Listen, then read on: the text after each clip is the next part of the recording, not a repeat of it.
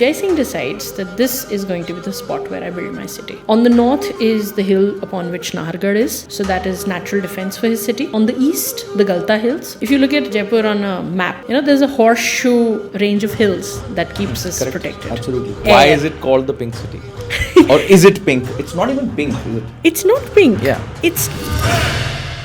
You'd see most of our buildings are covered in plaster. It was random rubble masonry. And there's one very famous, I don't know if it's famous or not, I try to make it famous, but it's quite a favorite quote of mine. It says, Jaipur Sheher Ajab Namuna, Andar Mati Upar Chuna. There's random rubble masonry, that's stone, that is set together with lime and mud mortar, and then it is finished with lime plaster. Now the benefit here is, Nahargarh was built to oversee the city of Jaipur. There's folklore that every night when the staff who was building it, the masons and everybody would go back, whatever they had constructed during the day would fall off and come undone. Somehow it reaches the king that there was a guardian spirit of Nahar Singh Bhomia who went around the area. Jai Singh decided that I am going to do two things. One, I am going to build a temple in the name of Nahar Singh Ji Bhomia, and second, I am going to rename my fort to his name and not call it Sudarshangarh but call it Nahargarh. How and why it was painted pink and the whole story behind that? Now the thing with lime is, when there's monsoon, it fades a little. Lime in itself doesn't have a color. You'd add a pigment to it, and that pigment, when there's rain on the structure, would bleach a little. I think somebody who visited Jaipur might have visited it after a few monsoons had passed and that terracotta had bleached into a nice sun-kissed light pink. This is the year 1883. There is something called the Jaipur Expo. Most people talk about the Paris Expo. Paris Expo gave Eiffel Tower to Paris. Do you know what Jaipur Expo gave to Jaipur? No. The Albert Hall Museum. Do you know, by the way, that the Albert Hall Museum has a mummy? Yes. I do. That's my favorite thing to tell people about. What is the story of the mummy? There are two Baudis in Nahargarh, and they are essentially a part of the same rainwater harvesting system that goes to Jaigarh. Is this like inside the mountain? Like inside Yes. Wow.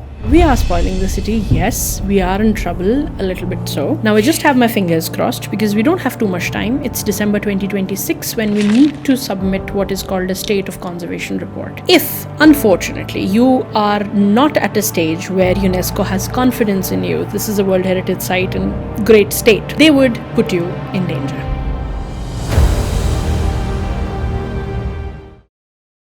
Arrived is closing in on 50k subscribers. Each subscription, each tap on the subscribe button takes us closer. If this channel or any video has helped you for a single second in your life or has given you something even remotely or has given you something valuable, please hit subscribe, be counted in the first 50k. Let's roll. The very existence of the city, the philosophy with which the city was built, has a lot to draw from Vaishnavism. The king's belief also that, he's ruling in name of the god. Correct. We keep talking about how the British monarch says that it is the divine will of God and how them being coronated, they have the holy oil and all of that.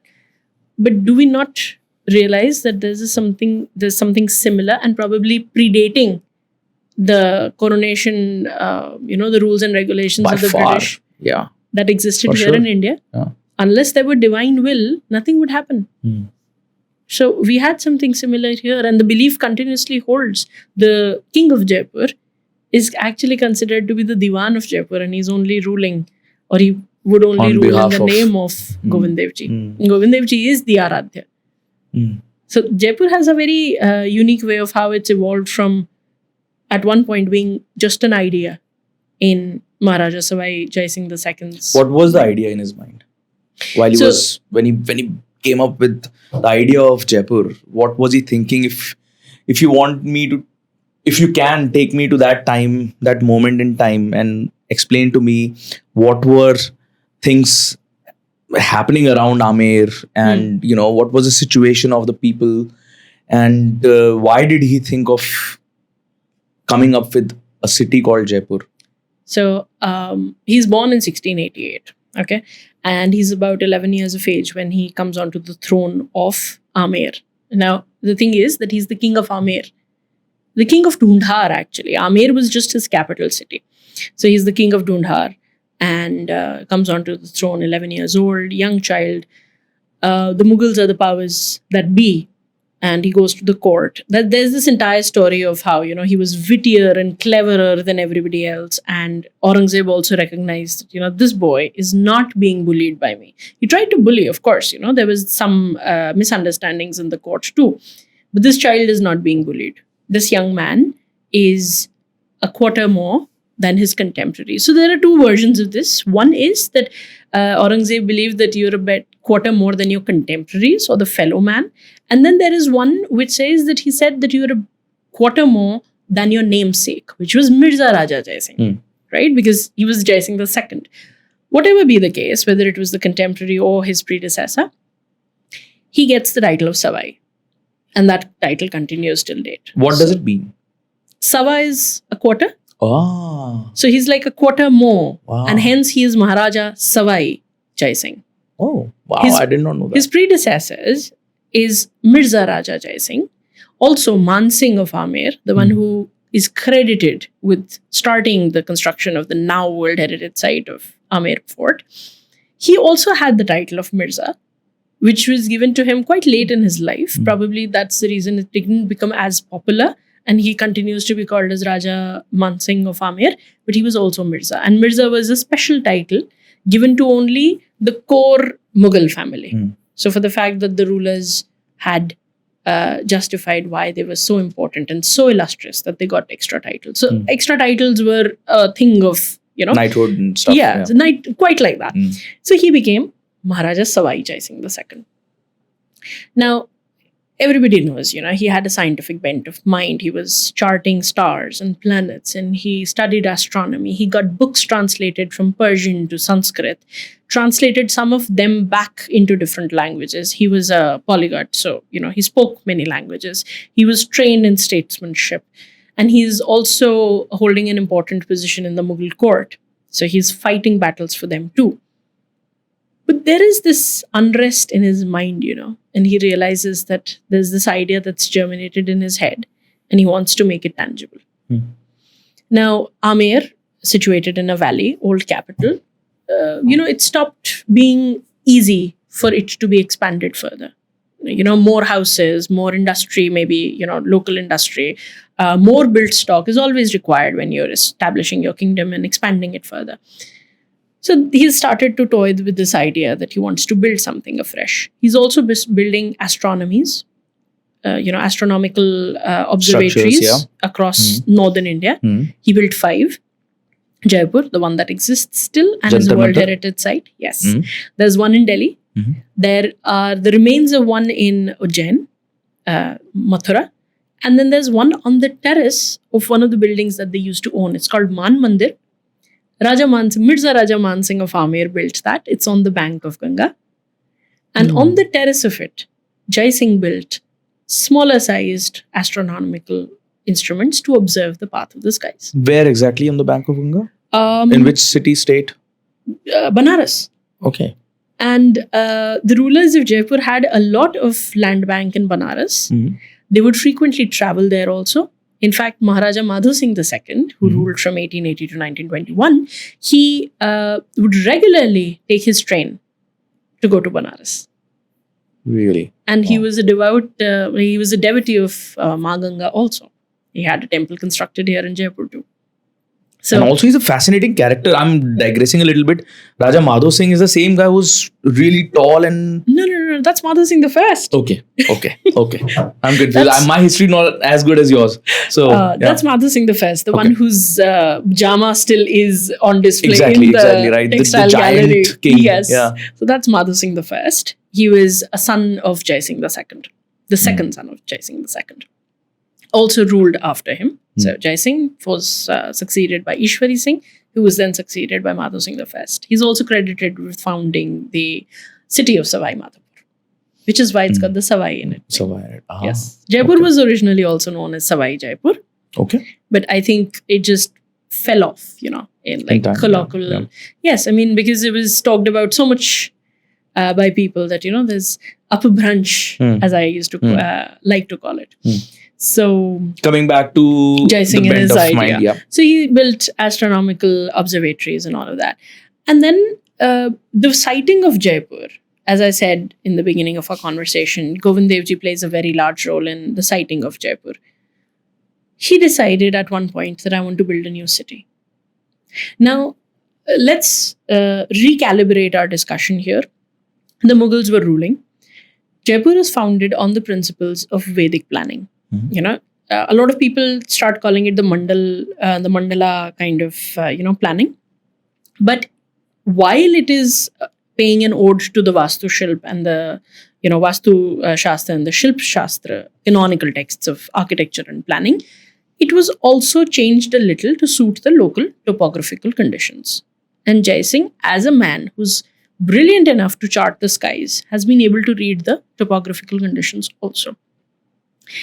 But he starts planning this based on all the case studies that he does. So this is a man who's doing case studies back in the 18th century. He's reading plans of older cities. I'm sure Mohenjo-daro, Harappa, and the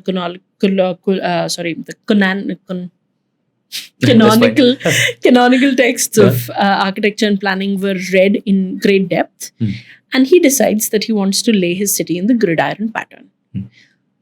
He did have some plans brought in from then Europe, but that is not to say that those were his inspiration. Gridiron pattern existed here in the Indian civilization also. And he plans to do his city like that. The fact is that we were not building new cities that were planned like this. The Mughals, whatever new cities were planned, had a very organic way of being laid out. And it is a trend in almost all of Islamic origin cities. The cities are not planned with gridiron patterns, but they're very organic, which have an element of surprise. They have compression of space. Then they will have a square. Then again, there will be little alleys. That draws a lot on, one, the element of surprise to deter attacks, two, the climate of this entire belt, right from Afghanistan up to present-day Bangladesh. Hot climate. You would want, zigzagging streets that are alleyways and such, so that they remain naturally shaded. But Jai Singh decides he's going to have wide avenues, he's going to have straight laid roads, and he's going to make sure that this city transcends the trends that existed in the 18th century. Can you give an example of these Islamic cities that you're talking about? Like maybe it's like Istanbul? I don't know. Istanbul, Damascus, here in India, Ahmedabad. Ahmedabad is 1411, so that's 15th century. So this is 3 centuries hence, but that was by Ahmad Shah, not exactly Mughals, but the Islamic planning techniques. And this is a very organic city. In fact, I got my master's in Ahmedabad, and going from Jaipur, I used to get lost in that city every day. Because here in Jaipur, I was used to like straight roads and very easily navigated roads, and I would get lost in Ahmedabad every single day. So there would be dead ends, there would be, secret ways. There would be a portico that were connecting 2 houses on an upper level, but you could actually take the alleyway to go into the next neighborhood. So a very stark contrast from that kind of planning technique to wide open roads. And the fact is that in the 18th century, it wasn't that you were not getting attacked. You would be ransacked, you would be attacked, you would be annexed. There was constantly that threat. But that also that also draws your attention to the fact that Jai Singh probably had that great a strategy and political alliance forged by then that he was confident that he is not going to be attacked. He's in great standing with his neighbors, with the fellow princely states of Rajputana and the Mughals. So there's this man confident in his standing, and he decides that he's going to build a city. And that city was not an agrarian city. That was not an extension of an existing city. That was not an expansion, but a fresh city, like right from the scratch. 11 miles south of his existing capital. On the southern side, bordered by the Mughal highway that went from Agra to Ajmer. Agra being their capital, Ajmer to the Dargah. Because the Mughal emperors were quite devout towards the Dargah Sharif and Ajmer. So you wouldn't encroach upon that road. That basically became Jaipur's southern boundary. And Amer up north, Sanganer to the south. Sanganer was an important trade town and a pilgrimage center for the Jains. So there is that road that exists. And Jai Singh decides that this is going to be the spot where I build my city. On the north is the hill upon which Nahargarh is. So that is natural defense for his city. On the east, the Galta Hills are again natural defense for his city. If you look at Jaipur on a map, there's a horseshoe range of hills that keeps us Correct. protected. Absolutely. Right? So he builds it here. And then, of course, the very nucleus of the city is the Govind Dev Ji temple. That predates Jaipur's laying foundation of. And that's another story how Kanak Vrindavan, he was established at Kanak Vrindavan, but then Govind Dev Ji comes to Jai Singh in a dream and says, I want to be where you go and shoot your waterfowl. So in that little pavilion that Govind Dev Ji continues to occupy today, Jai Singh establishes him in the wilderness that precedes Jaipur. So Jaipur is built like that, and with the very, very strong idea that this is going to be a city that builds its fortunes on trade, commerce, networking, and connections. It is a revolution in the medieval era. 18th century, we're talking of a city that's not building upon anything that has pre-existed. And I often joke to somebody who says, oh, we're native Jaipurites. Nobody's a native Jaipurite. Everybody was invited. Some people, of course, moved from Amer to the new capital of Jaipur, but otherwise people were sent invitations, and a copy of that invitation is available in the Bikaner archives, National Archives. There's a copy of that letter that That's Jai Singh fascinating. Yeah. had sent to a tradesperson, inviting them to come and settle in his new capital.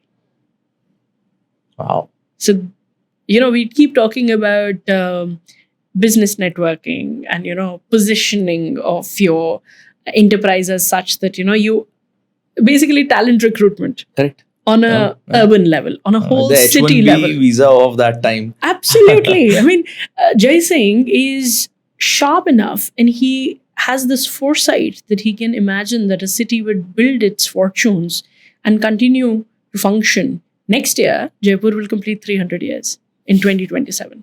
Wow. It's a relatively young city. Yeah, very young. In the urban canvas of the Indian subcontinent. And when I say Indian subcontinent, I'm actually considering Pakistan and Bangladesh Yeah, of course you and have to. all of that, right? Because all of these were part of the Indian subcontinent. In this urban scape, Jaipur is a very, very new city. And yet it has transcended to become what it is today. It's known world over. And not just because, the belief, the make-believe that Ram Singh would paint an entire city for Mughal emperor. You've got to tell that or story. a Mughal Why heir. is it called the Pink City? Or is it pink? It's not even pink, is it? It's not pink. Yeah. It's terracotta. Yeah. And, the fun thing with lime is it's an organic material. Now, okay, so a little bit of premise again. Yeah. Right? So Jai Singh decides that he wants to build a new city. And building a new city is not just like, on plans. It's not how we would release a master plan in today's day that, this is what's going to be. This man actually has to build it because he is the Karta Dharta. He is the Annadata. He's the movers and shakers of that era. So he's got some very respected and learned people in his court. We often call Vidyadhar the architect of Jaipur. I like to call him the Minister of Urban Affairs and Housing. Yeah. I don't think he was an architect.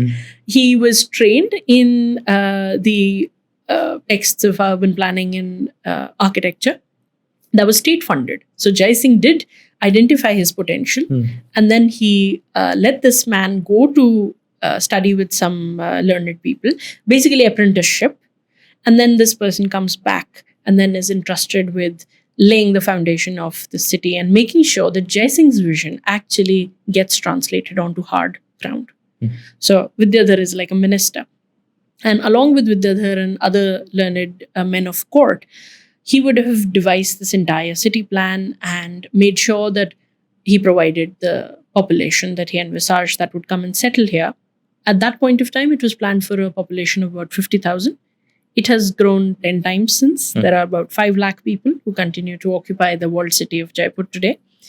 But this man decides how to bring in water, making sure that it is supplied to people, who's going to live where are the temples going to be, how are the temples going to earn their upkeep, where the palace comes in, where the schools are going to be, where the commerce and the trade sectors be.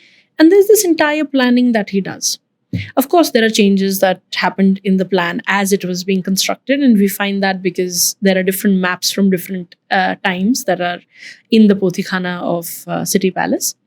But we realized that this man had an idea and a timeline with which that idea had to be executed. Within the first 7 years, from 1727 to 1734, we find a progress report of sorts in form of a plan, wherein all the major structures are shown as having been built. Okay. Can you imagine, in a short span of 7 years, without the use of modern machinery, how this was built? We don't have stone in Jaipur, like building stone. Like we don't have marble reserves. Yeah. We don't have sandstone. What we have is a greyish green stone that is called the shisht, which is towards Ramgarh, that side, Chamba Ramgarh side. So that is used for whatever railings and columns that were visible. Also the steps on all the Tarkeshwar Mahadev Mandir and all these. They're those greenish grey stone. Yeah, and when you look at it in the sun, it like shines a little. Yeah. It's got high silica content. Very chemistry oriented thing, but I'm telling you this because it doesn't take carving very well. So it was only used in surfaces which had like minimal carving and wherein you'd like Structural stone work. to be shown. But otherwise, you'd see most of our buildings are covered in plaster. It was random rubble masonry. And there's one very famous, I don't know if it's famous or not, I try to make it famous, but it's quite a favorite quote of mine. It says, Jaipur Sheher Ajab Namuna, Andar Mati Upar Chuna. So there's random rubble masonry, that's stone, that is set together with lime and mud mortar. There's more mud in it. And then it is finished with lime plaster. Now, the benefit here is lime is a breathable material. It's organic. You can process lime for months altogether. Just store it under water and you can keep using it. It doesn't set like modern day cement does. And then you would add surki to it, which is again chemistry oriented thing. It's a pozzolan compound. It adds waterproofing abilities to your lime plaster. So most of our structures are lime plastered. And जो एक concept आता है ना कि around Diwali you'd repaint your building. Where does that come from? So during monsoon, a lime plastered building would get wet and it would absorb moisture. Correct. Right? And because lime has very fine pores on it, there would be organic material. And wo jo kalik aa jati hai, you see how there's blackening on a lime structure? That is growth of algae and other lichens and other things. Now, following the monsoon months is September and October, which is the maximum sunlight hours in India. Like climatologically, if you see, October mein khub garmi padti hai, almost equivalent to June. That is when all that moisture that the lime had absorbed will evaporate, right? And now all those pores are empty, and all those cracks have made their, made themselves visible again. And this is also around Diwali. So what you will do is, after the maximum sunlight hours have gotten rid of all the moisture, you would do a fresh coat of lime wash. I'm sure it had the concept of, Lakshmi comes into clean spaces and well-maintained spaces. It also has a logic to it. It has a very strong scientific logic behind it. So that is where it came from. Now you don't need to paint your house every day, but people, if they want to do it, they would do it right before Diwali. So it basically does two things for them, right? Yes. Yeah. And now we're no longer using lime as much. We're using modern day paint, most of us. But the thought process remains the same. But people have forgotten why they would do it in the first place. There's a concept in India that's called Jeernodhar. Say that again. Jeernodhar. Okay. Jeern plus Udhar. This is like दो शब्दों की संधि से बनता है ये शब्द. And it basically means regular maintenance and upkeep. Okay. It's the same concept as the ship of Theseus. If one part goes bad, you just replace that part. By and by, that entire ship might be made out of new components. So is it the new ship or is it the old ship? It's just like the human body, isn't it? Yeah. In a way. So it's this constant concept of repair and maintenance. And that was the very reason why we never needed conservation. Like people like I, who trained in conservation, basically make our living because people don't do it. People don't do it. So yes, a whole career opened up because we let go of our traditional way of maintaining our buildings. if you maintain your building, just like the human body, as you say, if you keep moving, you wouldn't need a knee replacement unless something really goes bad, right? So there have been cases where a building's been struck by lightning, and of course, regular maintenance can't help that. And there have been cracks in the stone slabs, and you might need to replace it. But otherwise, we never needed conservation as a field, as a profession. Awesome. Talking about conservation. Yeah. Do you want to finish how and why it was painted pink and the whole yes, story of course. behind that? So as I said, that you'd paint your buildings. Yeah. Now the thing with lime is that when there's monsoon, it fades a little because these are added pigments that are added to lime. Lime in itself doesn't have a color. It's going to be off-white or ecru, as we like to call this color these days, right? So you'd add a pigment to it, and that pigment, when there's rain on the structure, would bleach a little. It'll fade a little. There's harsh sun. There's water on it. I think somebody who visited Jaipur at the time and who was first writing about it in a way might have visited it after a few monsoons had passed and that terracotta had bleached into a nice sun-kissed light pink. And maybe that's why they just called it the Pink City. What time was it? When was it first called the Pink City? Is there any documentation of it? There are documentations in terms of accounts of travelers who visited that time. We often say that this was 1876 when Maharaja Sawai Ram Singh II, one of the longest ruling kings of Jaipur, had painted the city pink because it's a color of hospitality, because the heir apparent of the British Empire was visiting Jaipur. I really don't put stock in that. That's the mainstream story. That's a mainstream story because it's palatable. And I think it's just been told long enough that it's housed itself in the minds of people. Also pleases the Brits, right? So, Whatever, in a way, maybe, yeah. But I genuinely believe that, see, we were always painted in tones of terracotta. In some cases, of course, there were lighter colors used, especially in inner streets. You wouldn't paint inner streets terracotta because they would be darker. It absorbs color. So in the inner streets, you would have something that we call the khamira. Now, this is pale yellow.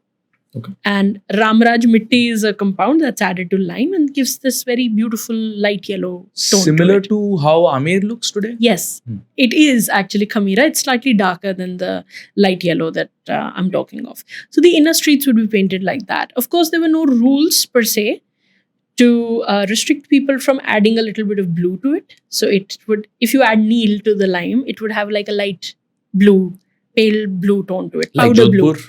Yes, like Jodhpur.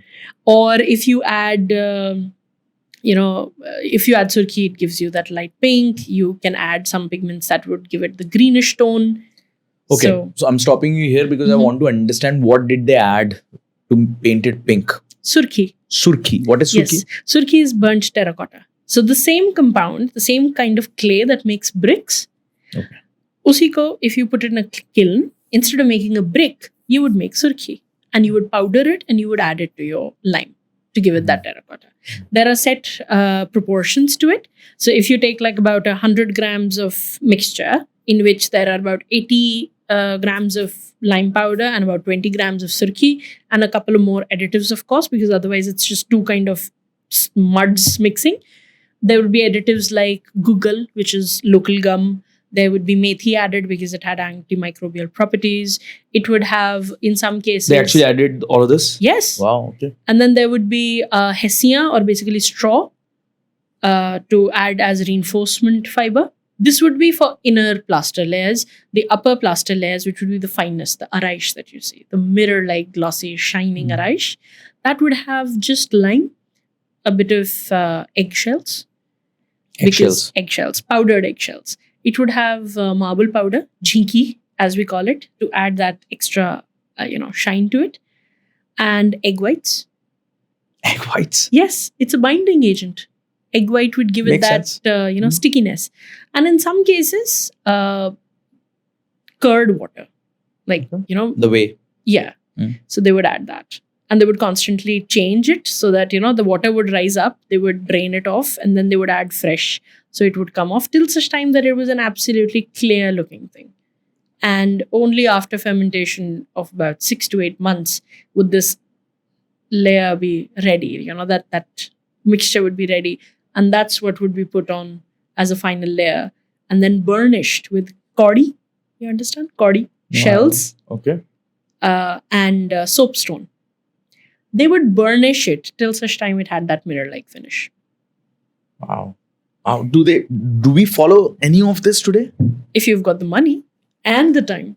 The funniest thing with the loss of architecture, historic built stock in today's time is that we don't have the luxury of time as we used to. There were no timelines back then, unless, of course, we're talking of as a whole city of Jaipur. But if Maharaja Jai Singh has decided that he wants to make a beautiful chamber for one of his favorite queens, he's not going to tell him on the 45th date from today, I want this ready. Of course, he'd like that ready within his lifetime. And Otherwise, it would defeat the purpose, right? but there were more people working. Material would always be ready. In today's time, we also don't work with lime because it takes so much time to ferment and to be ready to that stage that you can use it. In older days, you would just have a lime pit soaking in lime at all times. Just out of curiosity, the paint that we use today Mm-hmm. in our buildings, on our buildings, versus this process, which one is more durable? Durable in terms of, so this is a sustainability question, right? Yeah, I mean, it's a business question. Yeah, Viability sustainability, question. economic, economic question. sustainability, right? So you might not need to repaint your building every year if you use modern paint, but it has disadvantages in terms of if there's leakage, that paint is going to bubble. It doesn't offer you patch repair, the possibility to patch repair. Second, it has toxins in it. They are making sustainable paints now, right? Those breathable and everything, which they charge you a bomb for, Yeah, correct. right? Lime had all those properties in itself. It's an inherently sustainable material. It's natural. First off, it's a natural material. Second, it offers patch repair. Third, if you don't expose it to the elements, like if it's not done on the exterior surface, it stays on for years altogether. You'll see micro cracks, but also lime is a self-healing material, so it will heal itself. So economic viability wise, I would say Initially, it might cost a little yes, more, but then because time is money. Yeah, correct. Time is money. So Correct. in that case, lime might be slightly more expensive, but it improves upon your quality of life when you occupy a structure that's been finished with lime. Also, lime is infamous for cutting down cellular radiations. You can go and sit inside an old structure and you wouldn't get mobile signals. So it's a good thing in today's day. It lets you disconnect. Okay. And it remains cool. It does. It does. That's an added advantage, and that also makes sense why lime structures and lime paints were used. Yes. Because it was a hot city, right? Yeah. It is a hot city. Wow. I'm still fascinated about the fact that so much went into just creating this paint for the city. No, but I also think that, the paint choice was not an accident. Agra and Fatehpur Sikri is all in red sandstone. So why did Jai Singh choose Surki? Probably simply to give an impression from a distance that this was also made in sandstone. But the Mughal emperors got first rights on the material. Say, for instance, kind of marble was being mined in Makrana. The Mughal emperor had first rights on it. Of course. Right? And as a subsidiary to the Mughals back then, there could be a situation where you may not get that stone, right? And also you're building an entire city out of it. Yeah, it's so you going need to a be lot of very raw expensive. material. So he chooses to lime plaster everything and paint it in terracotta. It helps because terracotta absorbs most of the incident sunlight on it and doesn't give off a glare either. And I often like to say that, we did branding before it was cool to be a brand. How so? This was a brand. Jaipur became iconic in its recall value simply because of the colors that were chosen. Pink City, the moniker of Pink City came much later, but, in the descriptions that you see, descriptions that you come across of people who traveled to Jaipur back then in the 18th and the 19th century, you often find them writing about how wide the roads are and how it was uniformly painted and there was a dark earthen scheme that you see in the city. We were a brand. And that brand was built upon the foresight of this one man. And also the exhibition that you just mentioned before we started the podcast, talk about that.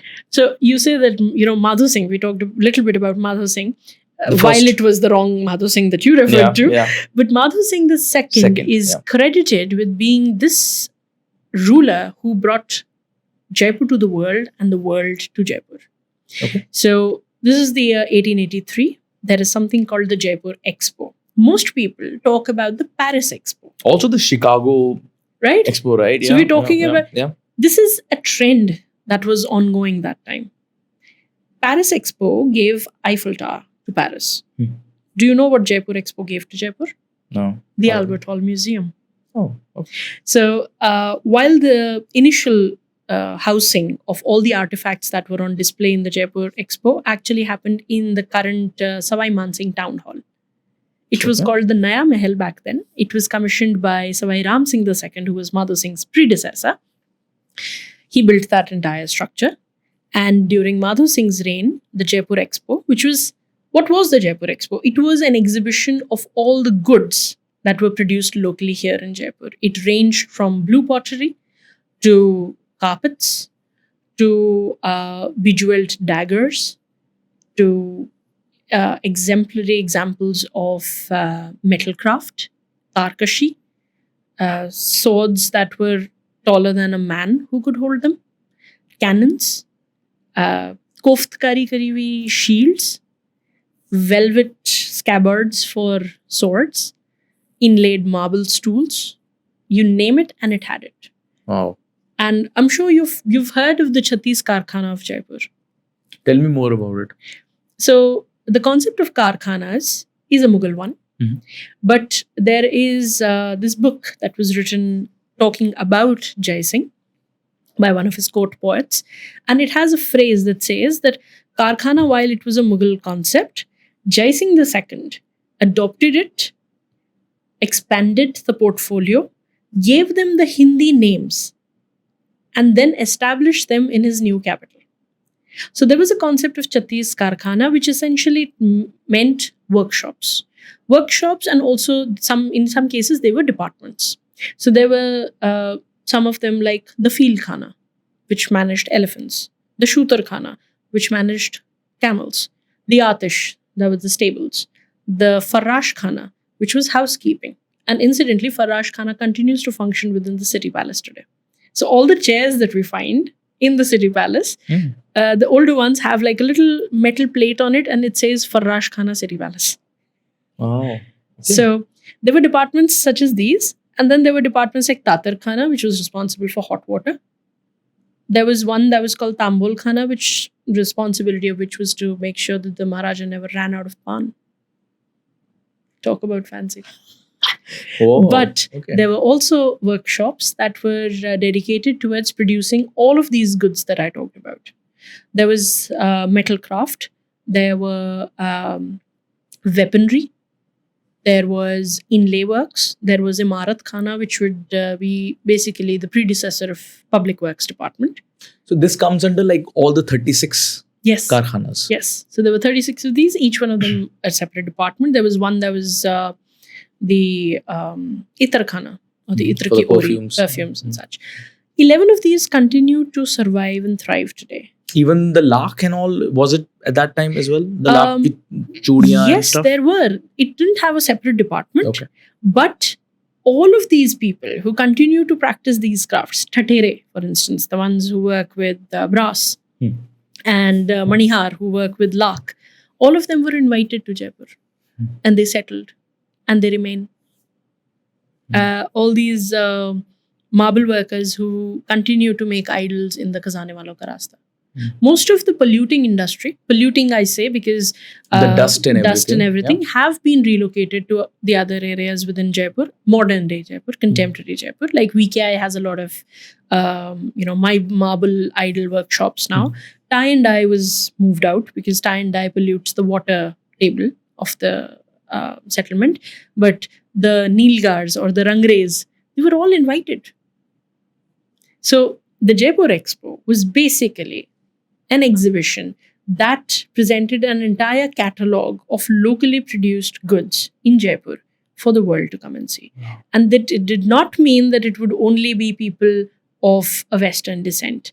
The locals, for the first time in some cases, were able to see a Koftkari shield made out of gold inlay. A regular merchant who's selling grain on Tripolia Bazaar would have never had the reason to look at a gold artifact. But he could. He could walk into the Sawai Mansingh town hall and he could see these items on display. And you know what that did for the public of Jaipur? That evoked a sense of identity and pride. Yeah, it does. So the Albert Hall Museum that I said was the permanent home for these items. So they, after a due course of time, they were moved out of the Savai Mansingh Town Hall and they were housed within the Albert Hall Museum. And they still are. They still are. Some of them are. And then there, of course, there's new collection that was added. Do you know, by the way, that the Albert Hall Museum has a mummy? Yes. I do. That's my favorite thing to tell people about. What is the story of the mummy? So Savai Mansingh II, who's the last known ruling Maharaja of Jaipur, unfortunately died very prematurely in 1971. But he passed away doing what he enjoyed most. Polo? So he got the Egyptian mummy during his reign. And he got that item because he wanted the local public of Jaipur to be able to witness something that was from one of the oldest civilizations on the earth. Yeah. So the Maharajas of Jaipur have always been path-breaking, visionary men, which continues today, by the way. And I think, yes, and I think the current king of Jaipur, Pacho, Sawai Padmanabh Singh Ji, I think he's doing a great job of, exporting the idea of Jaipur to the world as a cultural and arts center, and also, promoting it in the sense like the kind of work that he's doing in Polo now. Yeah. I mean, it was lost in time when I was growing. We knew that there's a polo ground, but we weren't aware of the sport as much as we are today. Yeah. And you can go in there and, watch the polo match. Yes. Yeah, and it's happening more frequently now, the events that are taking place in the city. So, JLF 2025, Jaipur Literature Festival 2025, I was there as a speaker and I was talking to somebody and they were from Mumbai. They were working with, I think, of Vogue or some other magazine. And she said, I've been working in this industry of fashion and art for a while now. And right now, Jaipur is the coolest city in the country. Yeah. And the kind of work, the kind of picture that we're presenting to the entire country is also being a very cool place. We're not just a state capital. I quite like to say that we are a culture capital. Yeah, do you think, what would be a close cousin to Jaipur, say, in Europe? I like to compare it to Florence. While Florence is not the capital, but walking through the streets of Florence evokes in you the same kind of feeling that Jaipur does. Every corner you'd discover something new. They've also got industries that have been housed in Florence for the longest time, like leatherwork or gold jewelry. And then they had great patrons of architecture, much like the rulers of Jaipur were. So, in my mind, I think I compare Florence to Jaipur. Also, the Renaissance period, because we did kind of Jaipur was in itself the manifestation of Renaissance. Yeah. I mean, I like to quite compare Jai Singh to the Renaissance man. Yeah. It was his idea. We just talked about how, he broke all norms of planning a medieval city in a valley and, sequestered in a hidden area where you wouldn't be attacked and all of that. This man made a city that's wide open, welcoming to you. So he was a Renaissance man. He brought back ideas that were lost in, in the past millennia. And he was not shy of it. He was not shy of owning up to it. While he was a man of science, he was also a secular man. He actually offered the emperor in Delhi to correct the Islamic calendar. He said there's some mistakes. Okay, to have that gumption to actually go up to your emperor and say, "Oh, by the way, your calendar is not accurate." Is wrong, Because there was the Hijri calendar that the Mughals were following, but this man had the gumption and the confidence. And this confidence only comes to you when you know that you're right. And also, there's another reason why I compare it to Florence, the terracotta. They've got terracotta roofs. It just simply makes sense to me. Yeah. But in terms of cultural capital, if I were to compare, I think Jaipur puts together, the features from many different European cities. My close guess would be Vienna, because of the culture that it has. I don't know. Quite like that, but also Edinburgh. Edinburgh has got the Fringe Festival. That's just one thing. Jaipur has at least 6 of those. JLF, you just mentioned it yourself. Correct. Jaipur Literature Festival is an international brand. Yeah. It's got chapters now. There's JLF happening in London. New York, London, whatnot, yeah.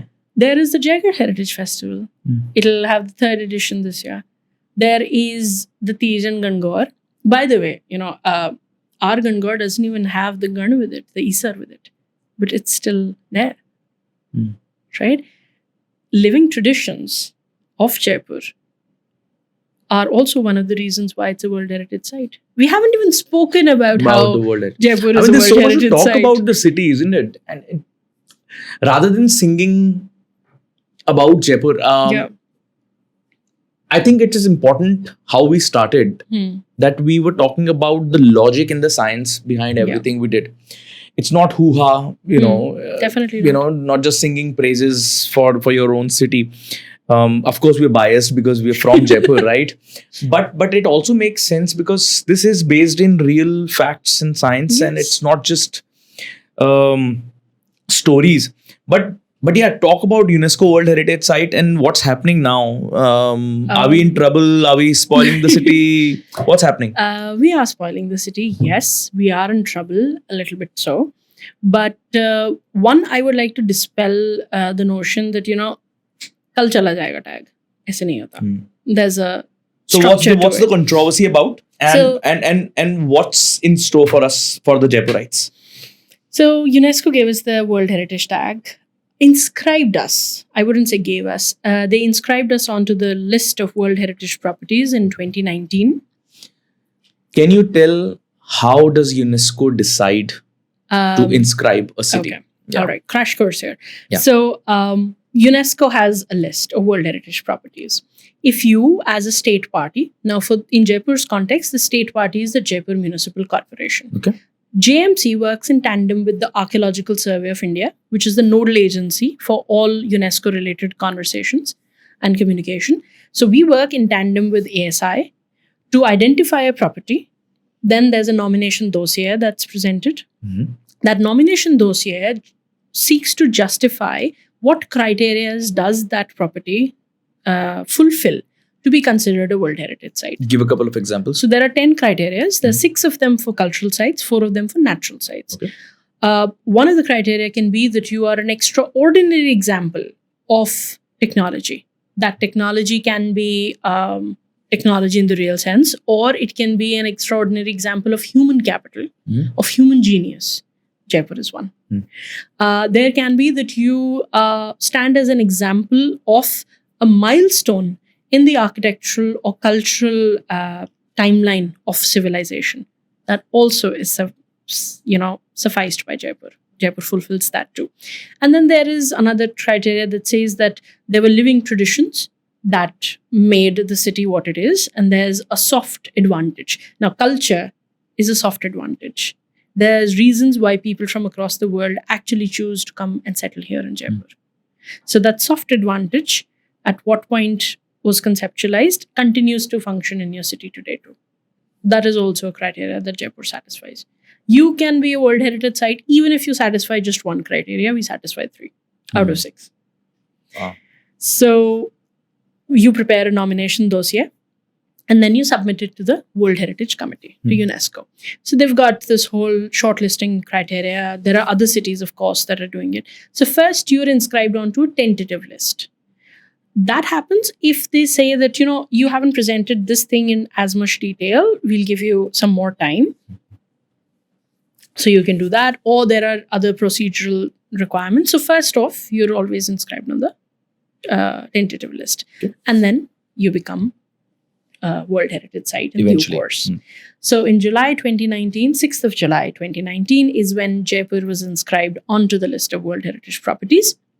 And unfortunately for Jaipur, 2019 also got us COVID. Mm. So the peak season, I'm sure we had great footfall then. But the thing with World Heritage Sites is that when a traveler like yourself and when we search, say for instance, we're doing an India trip and we search what all to see in India, Jaipur will come up as on the search result. Why? Absolutely. Because it's a World Heritage property. So does Taj Mahal. So do other places. Why? Because these are important for you as mankind. This is the justification why a World Heritage Site. So in 2019, we didn't see as much growth in tourism because it only happened mid-year and most tourism plans are made way back. 2020, unfortunately, we weren't hosting anybody. The very benefit that we were envisaging in terms of growth in tourism numbers failed to deliver because of COVID. So, and at that point of time, I actually was working with the Jaipur Municipal Corporation. So we started on fulfilling the 7 commitments that we had made to the UNESCO. Okay. So these commitments were, one of them was that we would set up a monitoring system. We did. The government did. I like to say we because I was part of the system then. Second was we would make a set of bylaws, which we did. Then there was that we'd have different committees who would evaluate whatever projects are proposed within the walled city so as to have a greater control over the kind of development. The committees were made. Some of the projects were also, assessed and analyzed. Some of them were approved, some of them were not. But it's an ongoing process and there are glitches sometimes. So there were 7 of these, right? So we were working on fulfilling those. Now, we were also supposed to submit a report that said, these were the observations when we were inscribed. These were the commitments we had to make. This is our status on progress. And this is our way forward. Now, unfortunately, the reports and everything that we made slightly fell short of the kind of progress that was envisaged. Because of all the reasons that, The biggest reason here is that Jaipur is a living city. It is always fraught with challenges. You can't there's no cryogenics involved in a living city. You can't freeze it in time. People, your biggest resource, are also your biggest impediment. 5 lakh people are going to be affected by whatever decisions you take for the world city. And these 5 lakh are the ones who are residents. We're not talking about the floating population. Every day, there's so many people living in Malviya Nagar, Mansarovar, Jawahar Nagar, Vidyut Nagar, wherever, are going to the city for their jobs. It's going to affect them too. So, to cut the story short, right now, the city of Jaipur is wrought by a lot of unplanned development, a lot of unregularized development. A lot of things that are happening in the city right now are detrimental to retaining that World Heritage Site. Vis-a-vis unplanned demolitions, people don't take permissions. We have something called attributes, which are indicators of sorts of being a World Heritage Site. Our bazaars are those attributes. Our choppers are those attributes. When you make a change in one structure on Tripolia Bazaar, the attribute is being affected. Correct. UNESCO has taken cognizance of this and has asked the state party of Jaipur, which is the Jaipur Municipal Corporation, to step up their game and basically make sure that their commitments are met in full. For the longest time, unfortunately, since April 2022, when I left JMC, to very recently, the heritage cell that was supposed to be functional in the municipal corporation was absent. There were no officials in the heritage cell, and so things were not rolling as smoothly as they should. So there were no officials, no experts for 3 years? There was the original chief town planner and there was an assistant town planner. Basically, the government machinery was all in place because Correct. It has to be. But conservation architects, urban planner, GIS expert, none. Okay, what does that mean now? So these are the people who are technically trained to actually do your assessments, to do your documentation and everything. They did briefly try to outsource this. So they outsourced it to PD Corps. It's a quasi-governmental agency between the government and ILNFS. And they further sublet the DPR to I think Ayujan School of Architecture and Manipal University or something like that. So students actually went out and did the surveys and everything. Fine, you have the documentation. But then who is actually working on the documentation? There's one thing about having information, and the other thing on being able to analyze that information and being able to present a policy that's based on that information. So for 3 years, I think we were stuck in a limbo. We've got the data. Now they've gotten the heritage cell reactivated, which I think is a follow-up action on a lot of very active, responsible journalism. The Economist recently published an article that actually put down numbers. There were some 1,200 havelis in early 90s, and there are only 800 of them left. Wow, 400 gone. 400 gone. So that was something that I think was enough to jar the government into action. Supplemented by that is very regular features in local newspapers. Wherever there was a demolition, they would report that. Times of India has been running a very long campaign, talking to these officials, talking to former employees of the Heritage Cell, and covering all the developments in the walled city. So I think it's snowballed into something and finally gotten the authorities to a point where there was no other choice but to reactivate the Heritage Cell. Wonderful thing. Now, I just have my fingers crossed because we don't have too much time. It's December 2026 when we need to submit what is called a State of Conservation Report. So 8 months, pretty much. Yes, 8 months, pretty much. So, but jo hawa ban raha hai. So what happens now? Like what happens in December? So you submit the State of Conservation Report. If, unfortunately, you are not at a stage where UNESCO has confidence in you that you will be able to make amends and actually get back to a stage where, we have full confidence this is a World Heritage Site in great state, they would put you in danger. So this is like a warning. Okay. And how long do you stay in the danger list? Now that depends actually. If, say for instance, if it's just one structure that needs to be demolished, and that's the reason of your being put in danger, there would be a shorter time because, just demolish it and you'd be back to normal. If there are a multi-layered thing wherein you might need a longer time to undo the changes that have put you in danger, then it is going to be subject to that. So basically you get a warning first.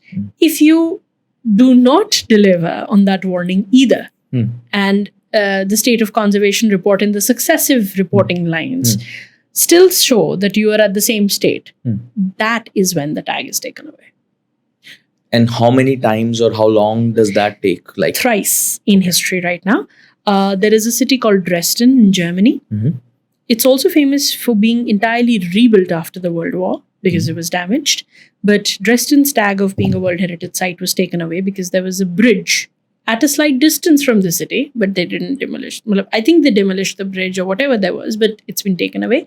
The city of Liverpool in the United Kingdom was a World Heritage Site. They got the tag taken away. And there is a third site, which I think is a natural site, somewhere in the Middle East, where the tag was taken away. So it is a reality that we're looking at quite close, too close for my comfort, that this can be a possibility. But it's not that today UNESCO is going to decide, okay, it's the 18th of March. On 19th of March, if this doesn't go well, are we going to take off the tag? But I mean, it's a good time to wake up and do stuff. Right? Definitely, yes. I mean, you must have a conversation about it to take any action. Yeah. Which other sites or cities in the country have the same title? Ahmedabad. That's the first one to get it. And when did they get it? 2017. So where are they right now? What are they doing right or wrong? What is the status? Now, I won't be, biased towards that city and say that they don't have any problems at all. I've had the good fortune of being in Ahmedabad too. I got my master's there, so I know, and that we were preparing the nomination those years then. So I know what the issues of the city were. It has more or less the same kind of problems. demolitions, unplanned development. That's also a living city. Old neighborhoods, maintenance problems. People don't have the financial incentives of maintaining their structures. They don't see why they should. It's a World Heritage Site. Okay. But what does an individual gain? Nothing. At least not directly. Unless you're into the streams of tourism and heritage and, earning out of them. So Ahmedabad also has similar problems, but Ahmedabad's model of governance is slightly different. While they have the Ahmedabad Municipal Corporation, they also have an Ahmedabad World Heritage City Trust. And we don't have one? No, we don't. Okay, and what does the trust do? So the trust has got a separate director. It's got conservation architects. Basically, their heritage cell. It's just got a bigger name as a trust. It's an independent body that can... So modus operandi is kind of different from what slightly it is. Different. And their heritage cell is not subject to the municipal corporation. They are an individual entity. Which is very important because, for the reasons we all know, but we don't talk about. Edinburgh, I've mentioned that city before. I quite like it. It's been able to maintain its status beautifully. It's amazing. No new planned development, unplanned or planned.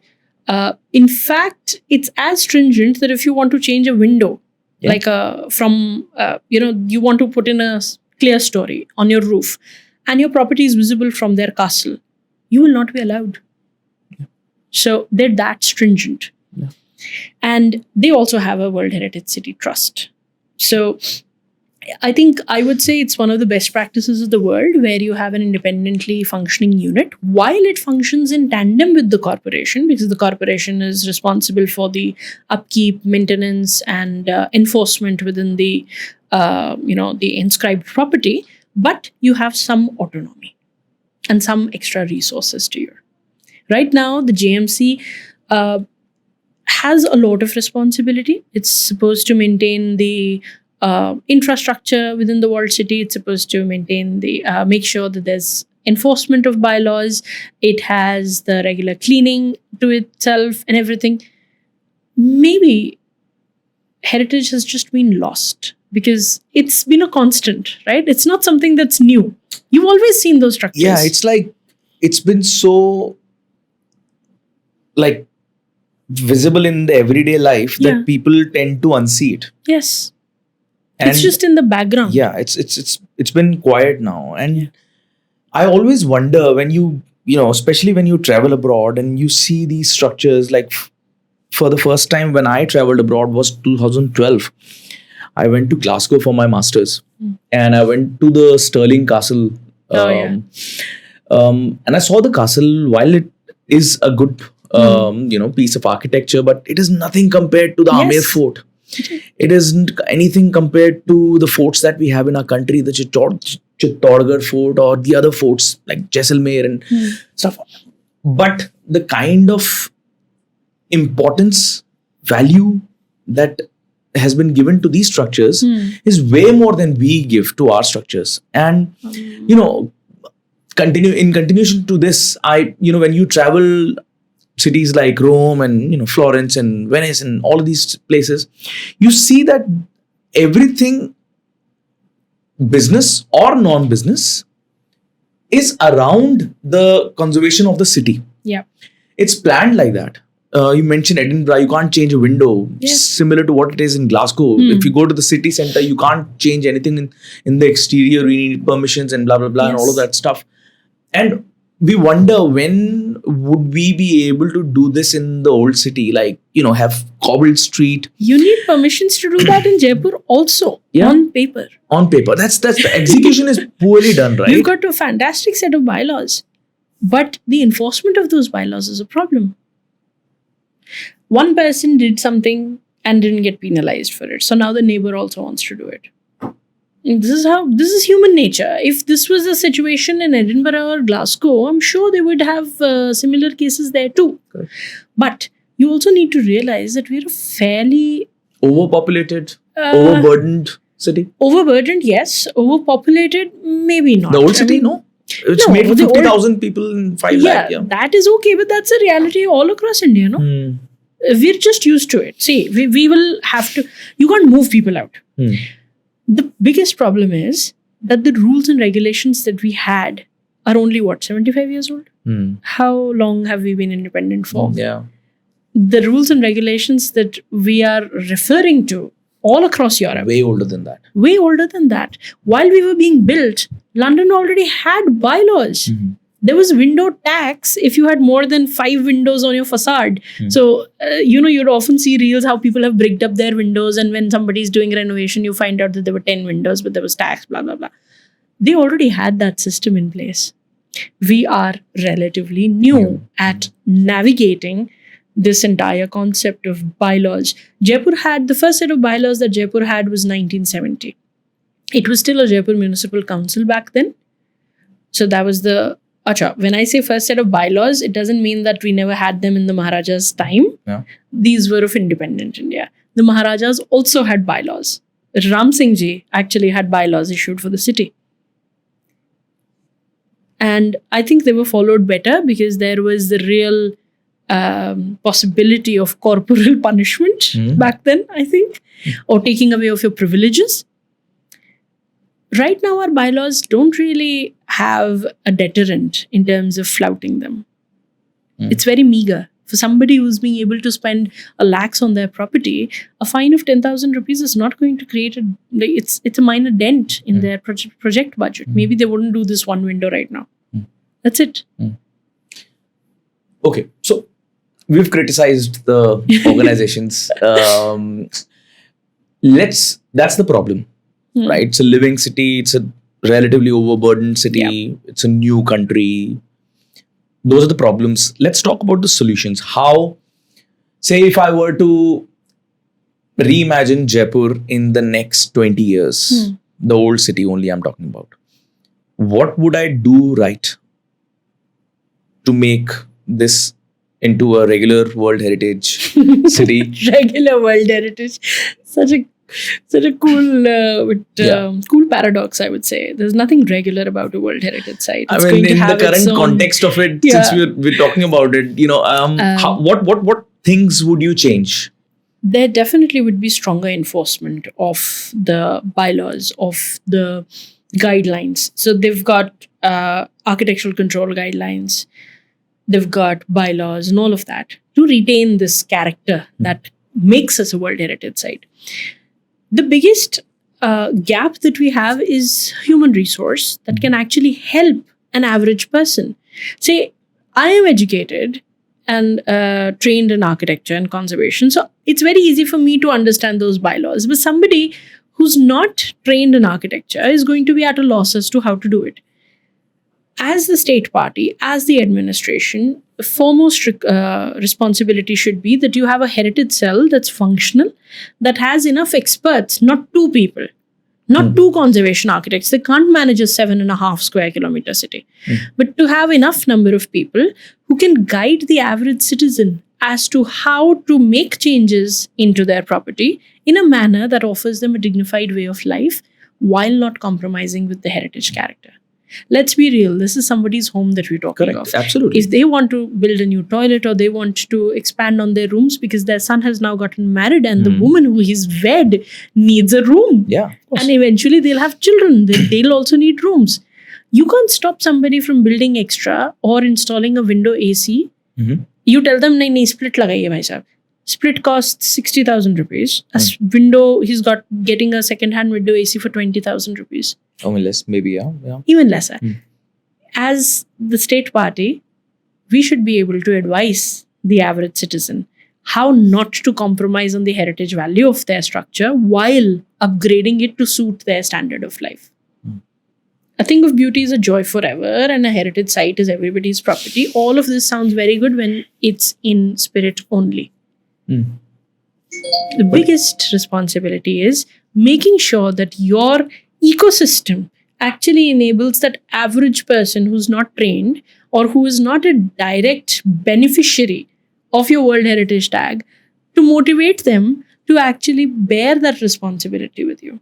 If you're working in a bank, you're not affected by the UNESCO World Heritage Site status. You are if you're running a hotel or you're a guide or you have something to gain out of the extra number of tourists who are coming to your city because it's a World Heritage Site. Having a sense of pride of being a resident of a World Heritage City is something different. if you're remaining hungry, or if you are not getting parking for your car, or if you step out of your house and there's an open drain flowing in front of your house, that is not going to compensate for that. That pride is never going to compensate for that discomfort. How do you do that? Well, for starters, we need to actually open up our minds and take into cognizance the best practices in the world. Other cities have been able to do this. Why can't you? Give me like a couple of examples of, what if you were given the task of doing it today, what are the 2 things, for example, you do that probably you think are the most important? Keeping in mind the problem you just mentioned about human resource and, it's someone's home and all of that. What would be the 2 things that you do? I'm putting you on the spot right now. Yeah. But it's 2 sides of the same coin. One is penalizing people who've broken rules that are put into place. And when I say penalize, it's not fines. It's basically demolition of their structures. Right. JDA does it, right? In the outside of the World City, if you're in violation Something of the illegal, bylaws, they will seal your building. More of that needs to be done. And on the other hand, I would want more financial incentive to people who are actually doing something good for their structures. Okay. There is this family, I often give an example of, they've restored their entire structure by themselves using traditional forms of, material and construction and all of that. And they run a small Airbnb within the property. They continue to reside on the lower floors and they have 2 rooms which they Let's give them a let off. shout out if they get an extra. It's called the Jaipur Haveli, and they're right behind the LMB. So they're in that chokdi. And there's this gentleman called Vikram Seth, who I met. It's his property. So they restored it and they run it. And they're true to the letter and spirit of what it means to do Jeernodhar. So if you're looking for an Airbnb property in the old city, go Jaipur to Jaipur Haveli is yeah. one place where That's you our can recommendation. Right. Okay, continue. So he did it. And, one of his biggest issues was that he had the money to do it. But for an average person, they may not have the money. So what are the incentives to somebody who wants to restore? Correct. You don't get a loan if you want to restore an old structure. You'll have to take a personal loan. No home improvement loans are given to a 150-year-old Haveli. Yeah. You'll have to take a personal loan. Interest rates are high. That's a detriment to you wanting to do it. So maybe give like a better deal for somebody who's living in the old city for home loans, stuff like that. Home loans, maybe you give them a rebate on the taxes that are due. If you're running a business that is registered within a historic premise, then probably they can get some incentives, whether they're financial or even administrative in some cases. Yeah, I mean, the government is shelling out subsidies to a lot of businesses coming into Jaipur, right? So why not give the people who are doing a it? very valid example is when you're a heritage property certified by the Department of Tourism and you're running a hospitality sector, like a hospitality business within that property, you get subsidies. Yes. So the government is already doing it. The government knows that this works. It's just that the umbrella needs to be widened. It need not be restricted to only commercial properties, as in a hotel or an Airbnb. It needs to be given to the average person who's doing this for his home. That is a very, very big incentive to anybody wanting to do it. So for me, I think it would be these 2 things. You penalize those who've broken your laws and you do it with a stringency. And then you incentivize those who have expressed the willingness कि मैं ठीक तो कर लूँ साहब, पर इतना पैसा कौन लगाएगा? And as I said, we don't have the luxury of time. And time is money. So it's a luxury of time and luxury of money. You need to incentivize people to, it's basically giving them a push in the right direction. And also we need to be very, very realistic with our timelines. We cannot undo the damage of 30 years since early 1990s. Oh, 1200 se 800 ka jo hua. We can't undo this damage in 5 years. The development cycles in this country do not complement the political cycles of this country. Unfortunately so. And that is one of prime reasons why our development decisions or our policy decisions do get stuck in a bottleneck. there are bottlenecks simply because governments change, priorities change. I don't always say that governments are out to undo the work of the previous regime, but priorities do change. This is the way of life. I mean, we just have to get used to it, but we need to make the best of it because this is something that is going to be a very shameful decision if it comes into realization. The tag being taken away is not going to sit well with a lot of people, and in due course of time, it will become a political decision, a political issue. Yeah, I hope it does before it actually happens. Yeah. I hope people talk about it a bit more because I think the city deserves to have much more, a much better seat in the tourism. We're doing it already. Yeah. I mean, I'm very, very happy to see youth, and I'm going to take that, privilege of just counting myself into it too, even though the gray hair and all. But people like I have actually tried to bring the best face of the city to people. There's so many of them on Instagram. We're doing heritage walks. There are accounts. By what name? Let's mention that on the podcast as well. So I run this little thing that's called Jaipur Uncharted. And I make content on temples, I make content on building materials, on history of built stock and all of that. There is, of course, Jaipur Houses by Bharat. He's doing exceptionally wonderful in terms of documenting heritage, raising awareness. He also does walks. I don't know how to get about them. He's very exclusive, but he's doing a fantastic job. There is a senior of mine called Akanksha who runs something called Baudi Baisa, and she's working towards conservation of historic built stock, which is water infrastructure of the city. So step wells and Baudis and all of that. So there are people who may or may not be trained in architecture and historic built stock and conservation archaeology who are making a foray into this. They're doing heritage walks, they're doing talks, they're doing panels, they're doing workshops. And then Bachi Kuchi Kasar is fulfilled by festivals that we talked about, which basically project the city onto the minds of people from across the city, across the country and the world. Yeah. So, culture capital ki humne baat ki thi initially, to be able to realize that this is a resource that's been handed over to us with no expense. I didn't do anything with the walled city, right? It was just handed to me. I am one of the people, and I don't even live in the walled city. I just was always there because grandmothers would take me. And, but I have seen the city, and it has evoked in me some pride. I remember back in 1999, there was Operation Pink in Jaipur, wherein the encroachments of the verandas were removed. And the JDC back then was Dr. Manjeet Singh, and he's now retired. He's an IS officer. His daughter was my batchmate in school, and it was all over the newspapers that, they basically just removed everything overnight.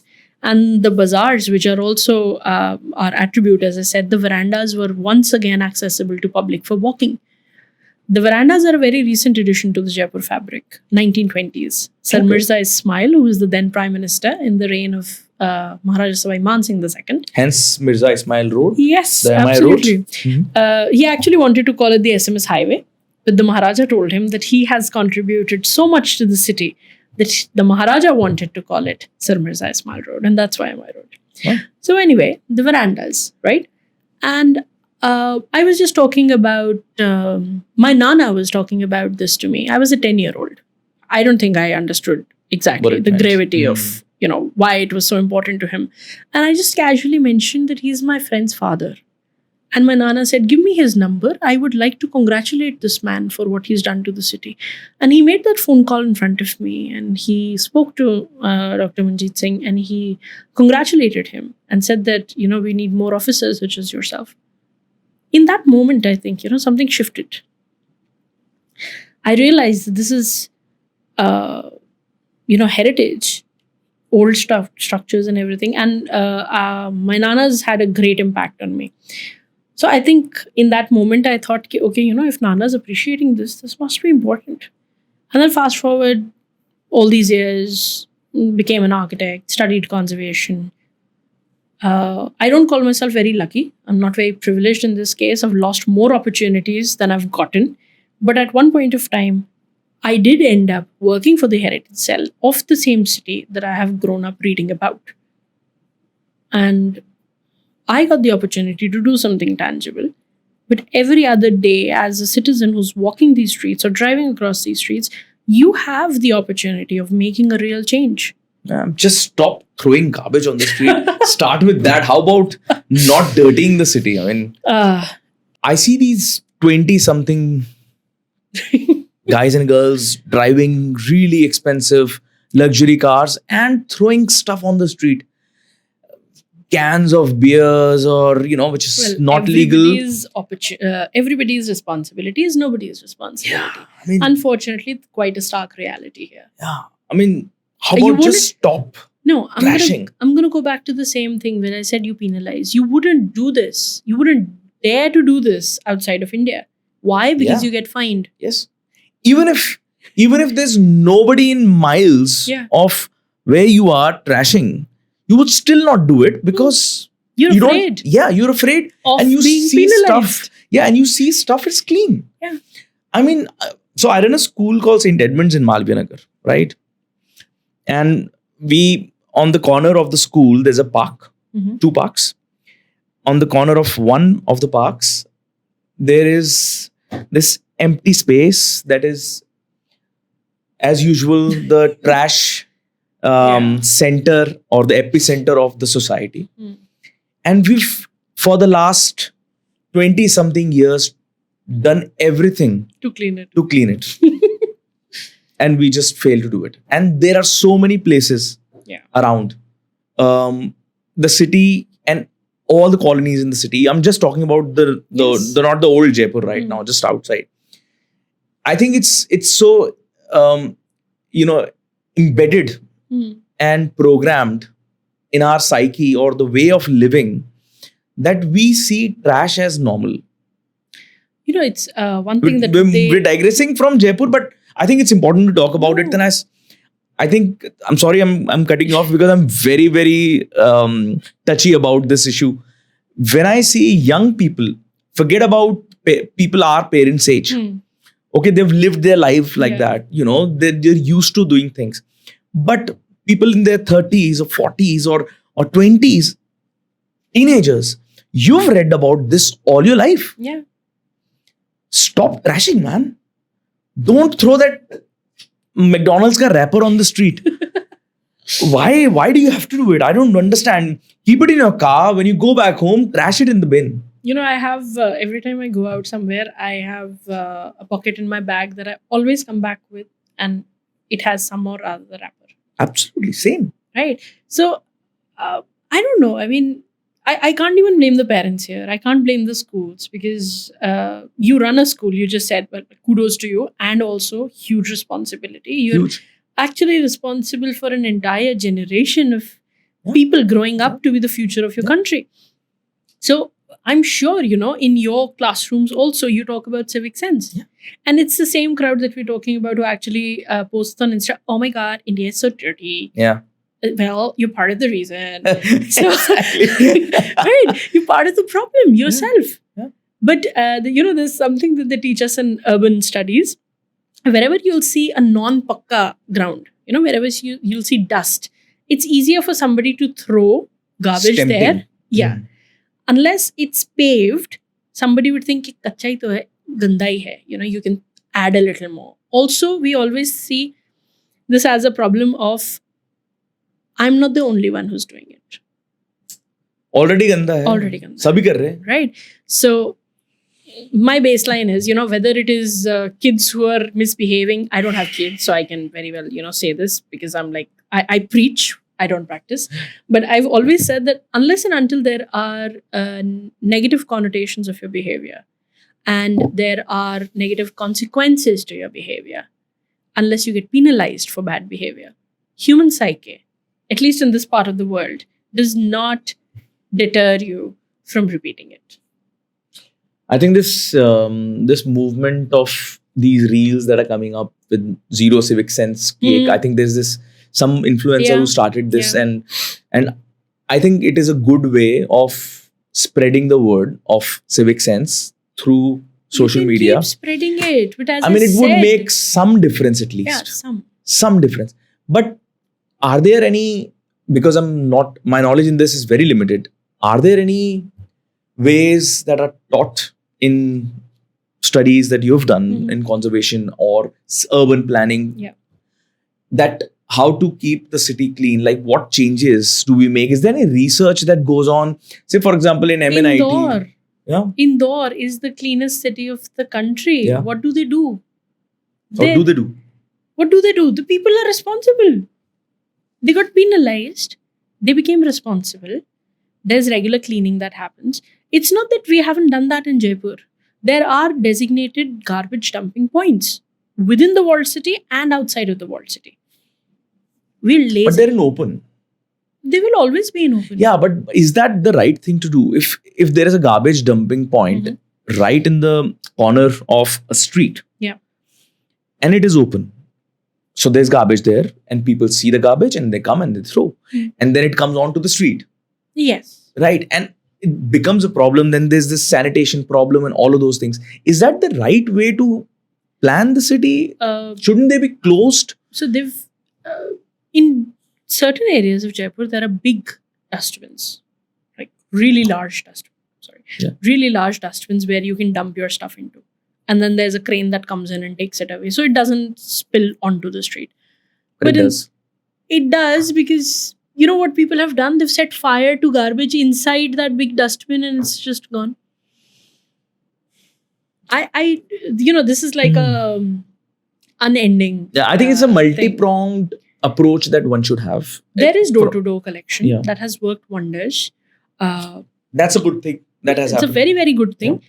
But then people like I, for instance, so I have the luxury of living with my in-laws. So, my mother-in-law would take care when I'm gone to work. But for somebody who's working and leaves home at 9 in the morning and the kachra wala doesn't come till 11, how do I give away my kachra?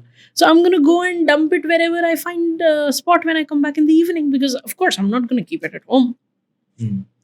So there's that thing also. I think, and I'm just thinking out loud here. I am glad I'm having this conversation because I'm ranting it out right on the camera. But I think there has to be a movement where people are embarrassed and ashamed of throwing garbage. There is, if I'm not wrong, there is a study that talks about how smoking was discouraged because it became a social embarrassment. And the biggest reason for people to stop smoking in a lot of countries was that it became a social embarrassment. That, do you smoke? And that's why people stopped smoking. I'm not sure how right I am on this. If you're watching this, maybe look it up and tell it in the comments. But it has to become a social embarrassment where you are ashamed or embarrassed in public, or at least looked at in a sense where you're doing something wrong, because it is considered normal, and until it becomes an embarrassment socially, people are not going to stop. We've tried that in India. Come on, I'm sure you've come across, where public urination, for instance, a lot of walls would have, dekho, gadha peshab kar raha hai. Yeah. I mean, sorry for saying that out on the camera. You should say it out. But, as a child, I used to find that very funny because people would get that painted on, especially on walls of plots that were unbuilt. Yes. Those plots actually became the garbage dump for colonies. So we've done that in the past. And I'm sure it's because somebody told, some social researcher would have told them that, yes, this works. Yeah. I think social embarrassment is one big way to stop all the uncles and aunties especially. Please don't take me wrong, but that's the truth. All these ads also, the ones that keep making a comeback on Insta these days, where they say they don't make ads like this anymore. Those protesting dowry or domestic violence, all of that are actually centered around public embarrassment. So being called out. There was a recent, I think it was Alak sir from Physics Wala, who talked about how, or somebody, I don't remember exactly, I think it was him, who talked about how they should paint the number plates of cars given in dowry with pink. just to let people let know. people know, oh, this has been given in dowry. And if the government decides to do it, you know, when you're gifting a car to your daughter or your, in dowry or whatever. No, but, if there is a way to find out that this is wrong. No, people know that it's wrong. Yeah, but until it's hidden. But they don't even consider it dowry. Yeah. It's a, ये तो gift है, इतना तो देंगे ही, ये तो होता ही है. किससे होता है? When I got married, I got my 5-year-old car with me because I had a car. I had gotten my car back in 2016. I got married in 2021 and my father is like, do you want a new car? I was like, why? I want a new car, I would have taken it. You want to give me a new car? He's like, no, I'm asking you if you want a new car. I was like, no, I'm going to take this one. It was dent निकलवा था, 2-3 dent was, that's all. So, no, I think my sister-in-law got married. She took the car that she had. So, but there are people within my parents' circle who have gotten their daughters a new car.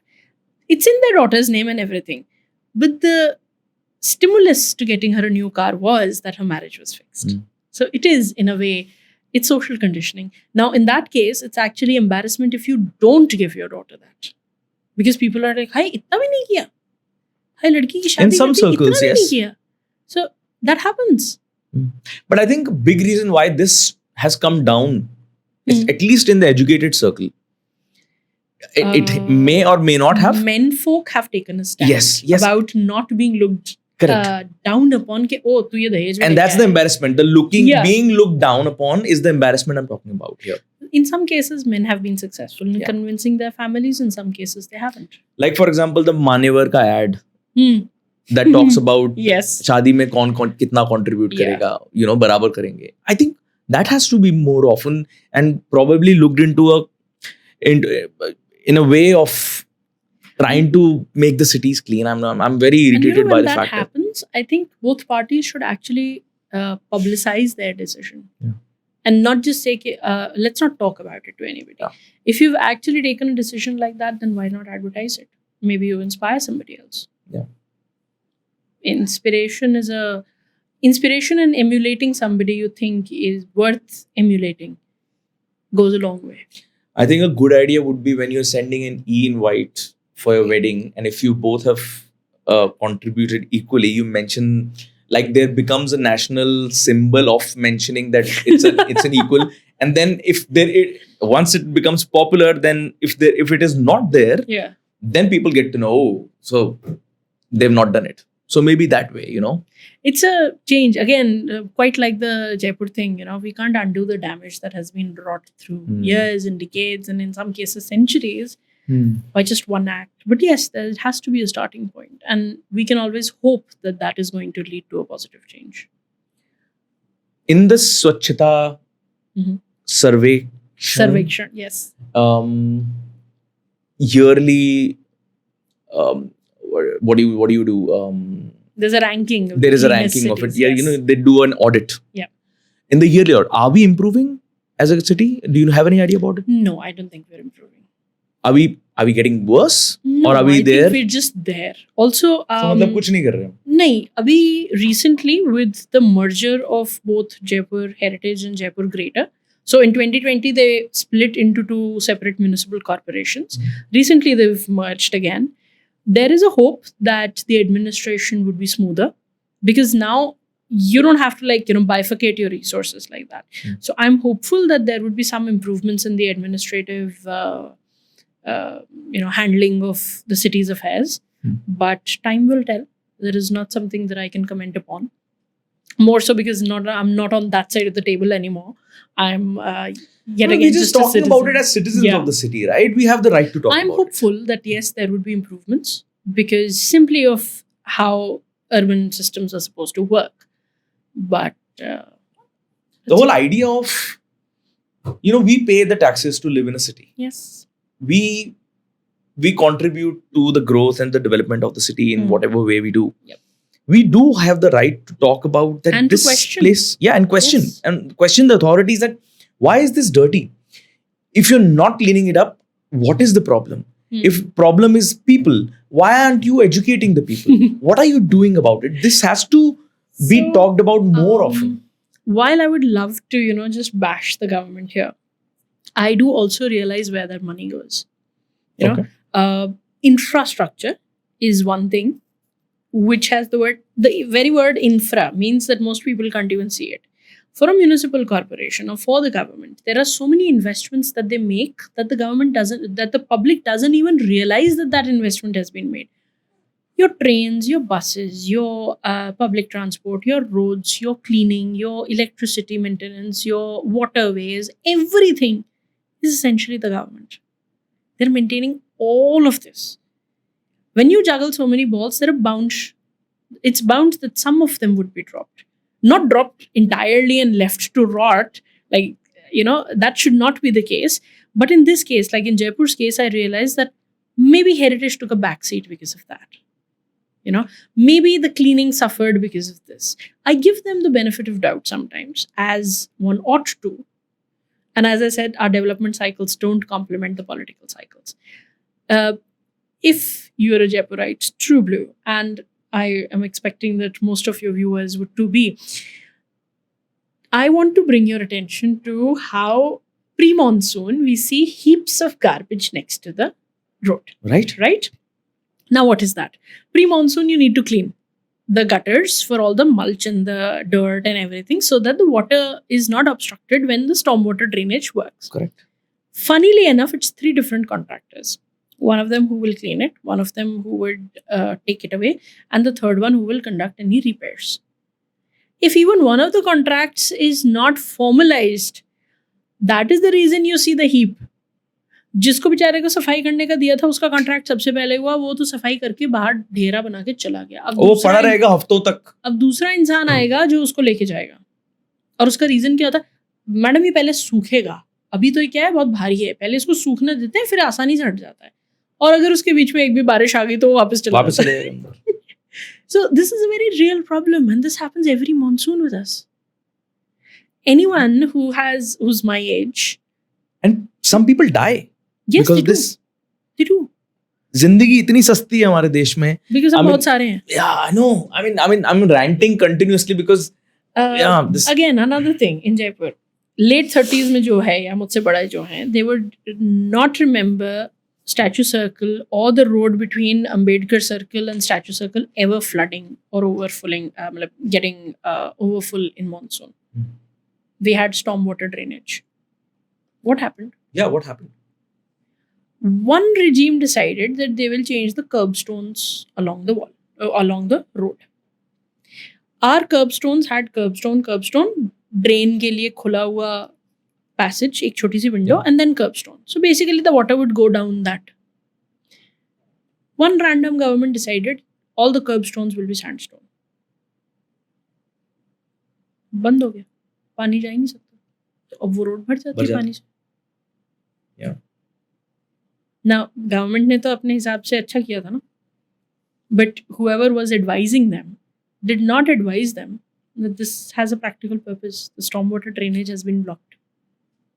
So it's not just the decision makers who are on the top level. The decision makers at the top level actually rely on the person who is working on the grassroots level. For sure, yes. Yeah. एक जो सबसे बड़ी problem मुझे लगती है is that एक बार सरकारी नौकरी में घुस जाने के बाद आप रिटायर होके निकलते हो. I mean, you become there are no KPIs. Jawai of the sarkar. There are no KPIs, no. When I have worked with the JMC, I was a consultant, so there was a KPI. If I wouldn't do it, my contract would not renew. When I was working with the City Palace, when I was working with Jaigarh, there were KPIs. His Highness expected me to deliver on certain commitments that I made when I took up the job. Yeah. When I worked with the Public Arts Trust of India, there were certain KPIs. With the government, what are your KPIs? Yeah, none. Even as a government professor, even at MNIT, the professors, the assistant professors, associates, they have KPIs.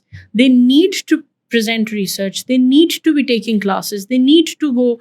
Don't doctors have to attend conferences every year to upgrade their knowledge? Yeah.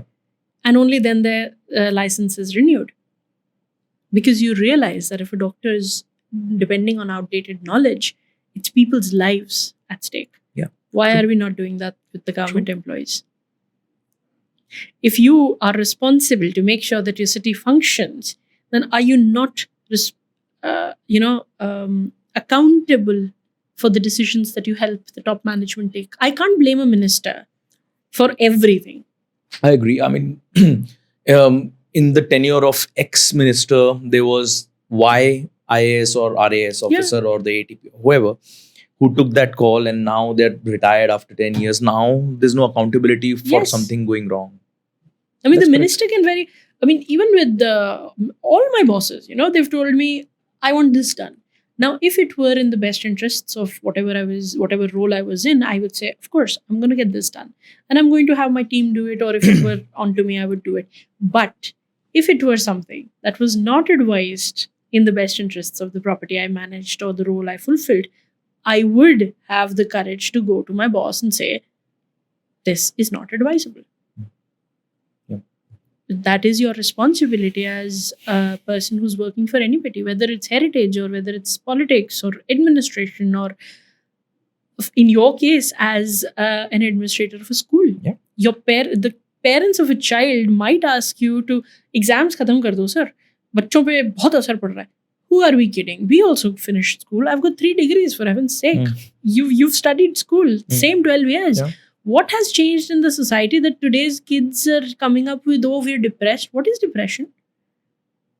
A 13-year-old, I'm not negating, I'm sure there are situations in life where a 13-year-old can be depressed. Of course, yes. But exams cannot be the reason. I mean, if you're not resilient as a population, as a generation, there is a very famous cycle that is spoken about a lot, that hard men, tough men create easy times. Yeah. Easy times create easy men. Yes. Easy men create hard times.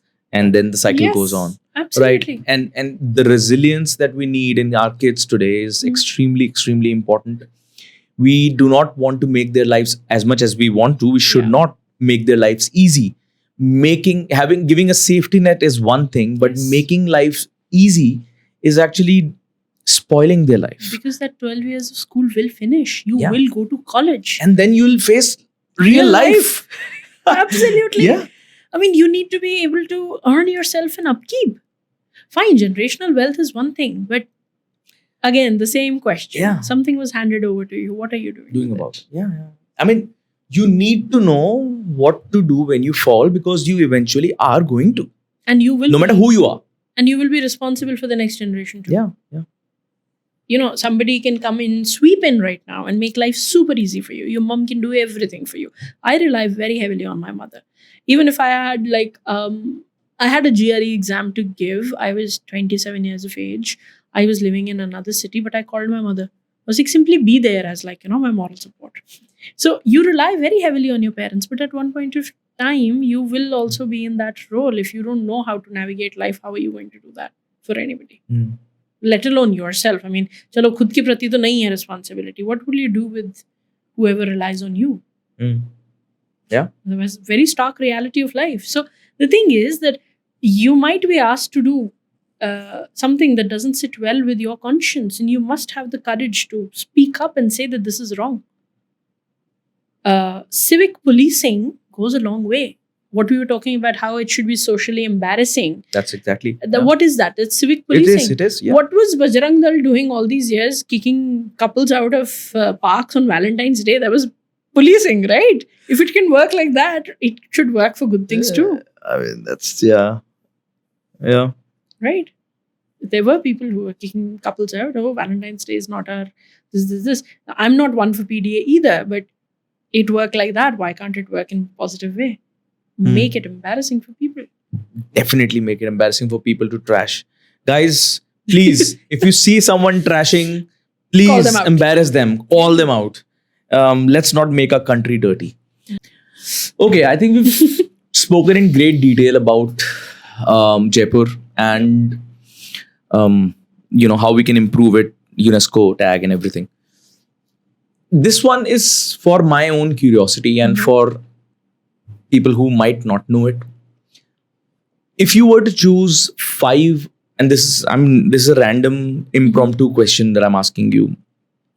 If you were to choose 3 or 5 structures in Jaipur for somebody who's visiting, what would those structures be, and give a brief story about those structures. Okay. I'm very, very partial towards Jantar Mantar. Okay, number one is Jantar Mantar. Right? I'm very partial. You do not see a manifestation, physical manifestation of genius that's better than Jantar Mantar. It's masonry made out of stone and lime plastered. Accuracy is 2 seconds. The Jaipur local time, which is about 43 minutes behind the IST, can be calculated. Is it 43 minutes or is it 27 minutes? Yeah, whatever I'm slightly it is, confused. But you can calculate it to an accuracy of 2 seconds using the instruments that are at the Jantar Mantar. It's also a World Heritage Site. We got that in 2010. So that's the first World Heritage Site that we got within the World City. And built by Jai Singh II. Madhav Singh I was also interested in astronomy. So he also got some repairs done. Funnily enough, during one of the kings, that is Sawai Pratap Singh Ji, 2 of the instruments were demolished to make way for a temple that's right next to the Jantar Mantar. So that happened. So it has also undergone change. And then Savai Ram Singh II got some repairs done. Extensive repairs, actually. Got some of the instruments lined in marble and all of that. Okay. So that's one structure you should definitely visit. Number 2? Number 2 would be City Palace, I would say, because some very good galleries in there. It's the seat of the royal family still. If you're lucky enough, you would see His Highness Maharaja Savai Padmanabh Singh going about his day, just checking out the galleries, sometimes meeting people, right? He's a very affable gentleman. You can go and get your picture clicked with him also. So there's that. I would recommend that you go to one of the old temples. So number 3 is that? Is Yes. that the number 3rd? Okay. Yeah. So number 2 is done. Number 3? Number 3 would be my favorite temple in the city. It's called Mandir Shri Ramchandra Ji. Okay. It is not the Ramchandra Ji on Chandpol. This temple is right across the Savai Man Singh Town Hall. And it's a Krishna temple. Okay. But it's called Ramchandra Ji. The actual name of that should have been Ramchandravat Ji. It was commissioned jointly by Savai Ram Singh II and his mother, the Rajmata Chandrawat. So the name Apabhransh, which is one of my favorite words in the Hindi dictionary, actually, bastardization of the name happened and it is now known as Ramchandra Ji. It is not because of the temple that it's my favorite. It has run within the premises since the year 1855 a Sanskrit medium school. The school was also established by Ram Singh II. And that is a major pivotal point of how education was patroned within the city of Jaipur. My dad studied in one of such schools. Wow. In the old city, on the floor. Part of the legacy. Yeah. And then he went on to Build a a school. school. Of course, something was done very well with Yeah. his education. Yeah. then. So that will be number 3. Number 4 would be the Albert Hall, right? It does have the distinction of being the first museum in Jaipur. While the Jaipur Expo was first hosted in Town Hall, Albert Hall was conceptualized like a museum. And it has been a government museum since. Tell me a little bit of background of Albert Hall. So Albert Hall's foundation was laid when the Prince of Wales, Albert, was visiting Jaipur. So this was during the time of Savai Ram Singh II's reign, almost the bell end of his reign. He wasn't keeping very well then. So the foundation stone was laid and everything. At that time, we did not know what we would build there. Simply Shilanyas karwa lo, right? That happened. And then Ram Singh Ji invited, like a design competition of the contemporary times, he invited proposals from people. Like, what would you want to build here? This is the land parcel and all of that. A lot of design ideas came in and everything. I am slightly unsure of whether he had finalized Sir Swinton Jacob or it was done right after his demise and Maharaja Savai Madhav Singh II taking the throne after him. Nevertheless, by 1887, the building was constructed. It is an example of Indo-Saracenic style, which is an amalgamation of the Hindu elements, or Rajput style as we call it here, Mughal elements, and the British style of planning. Now, usually we would have a haveli style planning, right? There would be a courtyard with rooms arranged around it. Albert Hall digresses from it. It is a central space. It has 2 courtyards, but those courtyards don't open into rooms. There's a colonnade around this. So the planning changed. The material is exclusively plaster and a lot of marble, beautifully carved. And this is the first time where we have documentation of who the masons were, who the superintendents were. Usually in the Indian subcontinent, we did not put too much stock in who was building. We knew everything about the patron, we knew everything about the designer, but Nobody not enough about who was building. Who built Taj So Mahal. this became a very democratic, pivotal point of documenting who was behind that entire structure. What year was this? 1887 it was completed, Okay. and the Expo shifted here. So Albert Hall is a fine example of how things were changed. We did not lose our touch with what was planned before us. It is mostly like it's like a 3-dimensional portfolio of all the architectural details, the fantastic details in brackets, in plinths, in doors, windows, everything. In fact, there's something called the Jaipur portfolio. It was originally 12 volumes. It's now 2 volumes are bound together, and it's available as 6 different books. Okay. It is architectural documentation of doors, windows, plinths, brackets, arches, all of these building elements that make the Rajput architectural vocabulary. There are some documentations of also what you find in Agra Fort and Fatehpur Sikri and Delhi too, but most of it is centered around Rajputana, Awesome. exclusively Jaipur. So Albert Hall becomes my Was it number 4? number 4. Okay. And everybody who knows me enough knows that I am particularly biased towards Jaigarh Fort. So I will want you to go there. And it becomes very important to me, 1, because I work there. 2, it is almost a millennia old piece in the Kachawa history. It's like 1,000 years. Yes. The oldest parts of the fort are believed to have been built in the 11th century. Wow.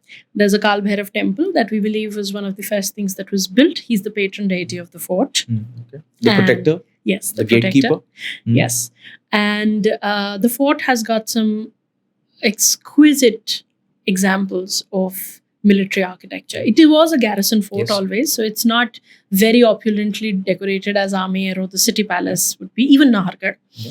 But it has a cannon foundry, complete with the smelting pit, and where the cannons were cast, where a hole would be bored into them, and all of that. And it has an extensive culmination of the extensive rainwater harvesting and management system, with a cistern that's about 40 feet deep and 140 by 160 feet in dimensions. And also the largest cannon. Yes, there is Jaiban, of course. But to me, Jaiban, fine. Jaiban is what came out of, that entire technical know-how of cannons and everything. For me, more than that, it is the water architecture that captures my fascination. It is a glorious structure, and it was built underground without JCBs in Jai Singh's time. Yeah. It is fantastic. It really leads you to marvel at the genius and at the foresight of these men who've walked before us. Now, I often say my legacy is basically going to be protecting someone else's legacy. So he's given me the legacy that I can protect. It's worth my time. I can see how personal it is to you. It is. It's very much so. personal to you. And it's a great thing because we need people like you to protect Yeah. the history and the culture of a place, in this case Jaipur. I want to know a little bit more about Nahargarh and Jaigarh, Okay. but briefly, because there can be an entire podcast on it, There is. right? Yes. So what if you were to tell somebody why they should visit Jaigarh and why they should visit Nahargarh? Because they're also a part of the legacy. When you're growing up in Jaipur, you make trips to Nahargarh Yes. Fort when it's monsoon Sunset or and- rainy. yeah. You want to go up there and see. Of course, Rang De Basanti did a great job of Yes. catapulting the popularity of the fort as well. And that's a wonderful thing to realize that, popular media actually goes a long way in instilling a sense of belongingness and pride in the youth. I mean, I remember watching Rang De Basanti and I'm like, is that Nahargarh? Yeah. And I was so proud. Yeah. So was Right? I. And this was when we were probably in school or college? Yes, school. Yeah, I think yeah. class 11 Yeah, could be for me. something like that. Yeah. So, Nahargarh and Jaigarh. Okay. So, Jaigarh is to Amer what Nahargarh is to Jaipur. Okay. There's a ridge, a mountain ridge, right? On the southern point of it is Nahargarh, overlooking the city of Jaipur. And on the northern end of the same ridge is Jaigarh, overlooking Amer. So, no no city or no palace is going to be built without a fort overlooking it. That was basically what the Kachawas did. So when they had their capital, the Dhundhar capital was at Amer, Jaigarh was built so as to have a vantage point to make sure that they had great visibility over any advancing army, or basically have a clear sight line as to who was approaching their capital city. And this became extremely important because Amer was in a valley. Once you entered the valley, even the citizens of Amer are going to struggle to get out.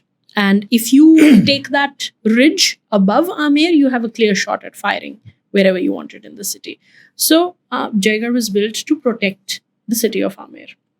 Of course, it was added onto by multiple kings across centuries. The first footprint of the fort would have been very small.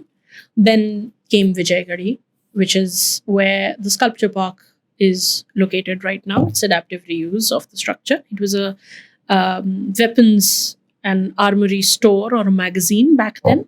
Currently, it houses contemporary sculpture. So it's an exquisite sight to witness.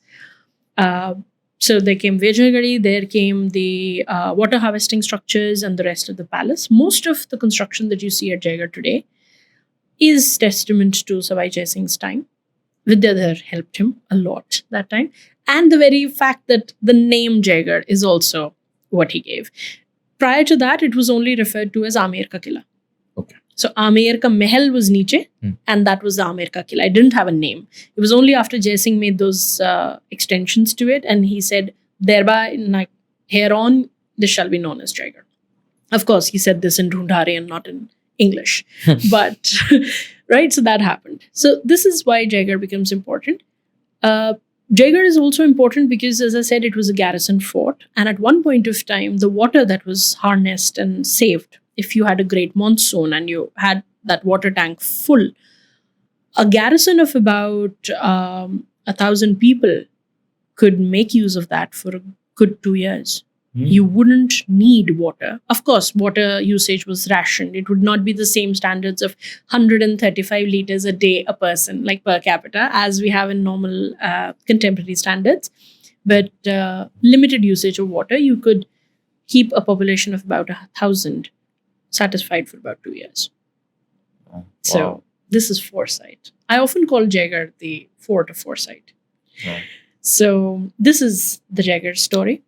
I have a very close relation with Jaigarh as well. My all brother ears. has closer. So there was this TV serial shot in the 90s. Akbar the Great. Akbar the Great. Yes. And my brother was one of the characters in the serial. Oh, wow. So shout out to Aman.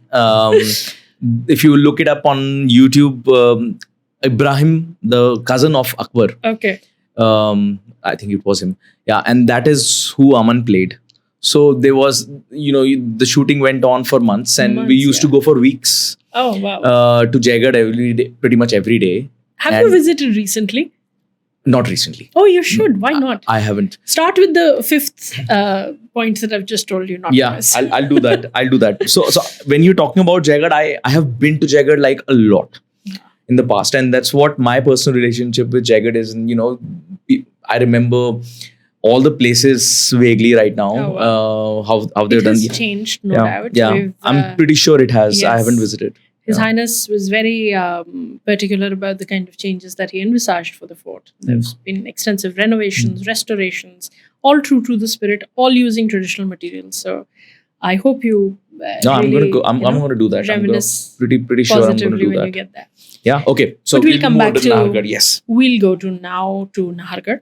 So as I said, Nahargarh was built to oversee the city of Jaipur. laid the foundation of again by Sawai Jai Singh II. But it wasn't this palace that you see today. Like, if you've been to Nahargarh, if anybody who's watching has been to Nahargarh, and you see that there's a whole palace complex with 9 different suites on the ground and the first floor. They would say that this is for the king's queens. He had 9 queens. Funnily enough, the palace was built during the time of Savai Madho Singh II, and he had 5 wives, not 9. Okay, so the number 9 was possibly because of different reasons, but that is very much true that there was a Maharani's area and there was a king's palace area. The fort of Nahargarh, the original name was Sudarshangarh. Okay. Can be for 2 reasons. One, the views from there were exquisite. So Sudarshan basically means beautiful views. Mm-hmm. I like to think, however, that it paid ode to Krishna and his Sudarshan Chakra, which is the weapon of all weapons, the mother of all weapons. And Sudarshangarh was supposed to play the same role as the Chakra to be able to protect Jaipur, should there be a need. Okay. So he only planned a fort. It had a small magazine there. It had some... so I like to believe that it's actually the Sudarshan Chakra taking inspiration from Krishna's Sudarshan. No, Chakra? I just messed it up. Wait. So I like to the protector of Jaipur. Yeah. So it was supposed to be the protector of Jaipur should there be a need. And the name draws its inspiration from the Sudarshan Chakra of Krishna, and hereby Sudarshangarh. However, there's a very interesting story about the construction of the fort. There's folklore that every night when the staff who was building it, the masons and everybody would go back, whatever they had constructed during the day would fall off and come undone. Okay. And this reached the king, and of course there was great, an air of mystery, and there were questions, and who's doing this? Somebody's sabotaging it, blah, blah, blah. And somehow it reaches the king that there was a guardian spirit of Nahar Singh Bhomia who went around the area. The Bhomia of that hill, right? And Bhomia is basically guardian. I can't call them a deity, but they're the guardian forces of an area. Bhomia Ji. Bhomia Ji, right?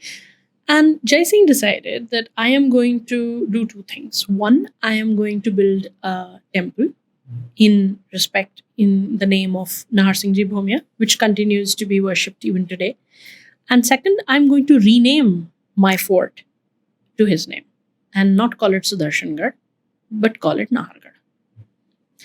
Popular story, a lot of people say, oh, यहाँ पे बहुत सारे शेर होते थे इसलिए Nahargarh है, this, that, blah, blah, blah.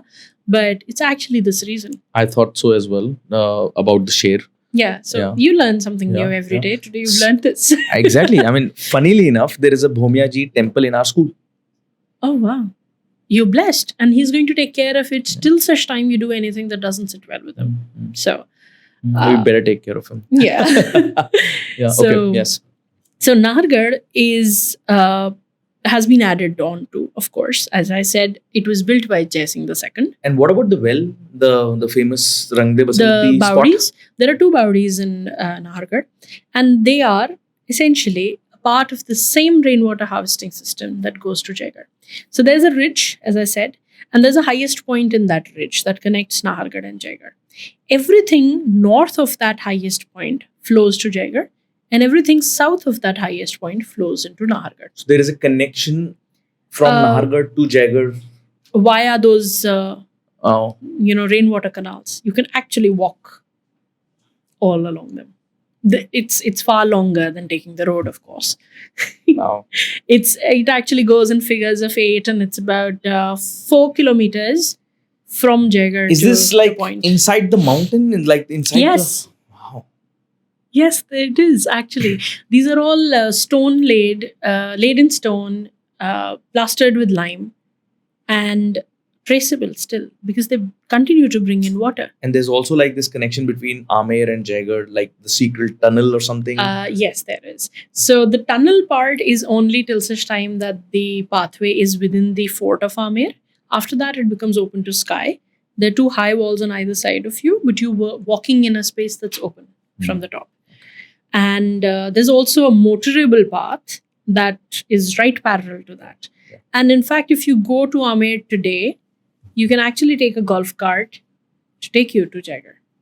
And during monsoon, it's one of the most beautiful drives in the city, I would say. Yeah, I love that part of the city during the monsoons. Yeah. I mean, I've spent It's my indecently teenage. green. Yeah, it is. I mean, and you wouldn't believe that you're in a Jaipur. state That's called desert yahan pe state. desert hai. Yeah. Right. And in fact, during monsoon, if you go to Nahargarh or Jaigarh, you can be on the same level as the clouds. Yes, absolutely. So it has been the best time to visit the mountains of Jaipur or the forts of Jaipur, because whoever it's has had the good fortune of relocating to Jaipur, and if they ever visit during Monsoon. ever come during monsoon, it is that's heaven. one of the Yeah. first things I tell them. I was like, please do not let us fool you. Please do not let these mountains fool you. We will turn into different tones of sepia come February. Correct. Right? So don't let this belie you into thinking that, oh, Jaipur is so green. But Jaipur does offer you respite from being a dry and a very hot city in those couple of months. It's ephemeral monsoon, but it's also the best phase of Jaipur. It is. So, did I answer your question on Jaigarh and Yes, Nahargarh? it did. I do have a few more questions, but then I will never stop.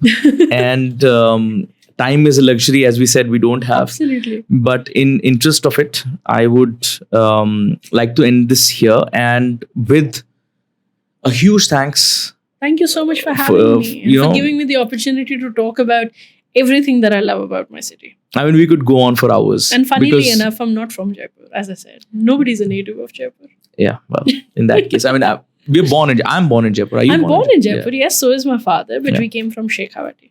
Yeah.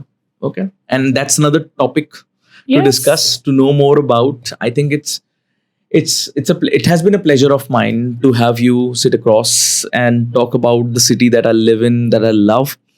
And I am a big proponent of the same. Whenever I'm traveling or meeting somebody, I talk about my city, and I'm very proud of it. I can see that's something that is in you as well. And Dr. Chandni, thank you so much for being here and Thank you so doing much. this. And it has been an absolute pleasure. So has it been for me. And I hope that everybody actually had the patience of watching this through the end. We've two people have ranted and we've gushed about this city.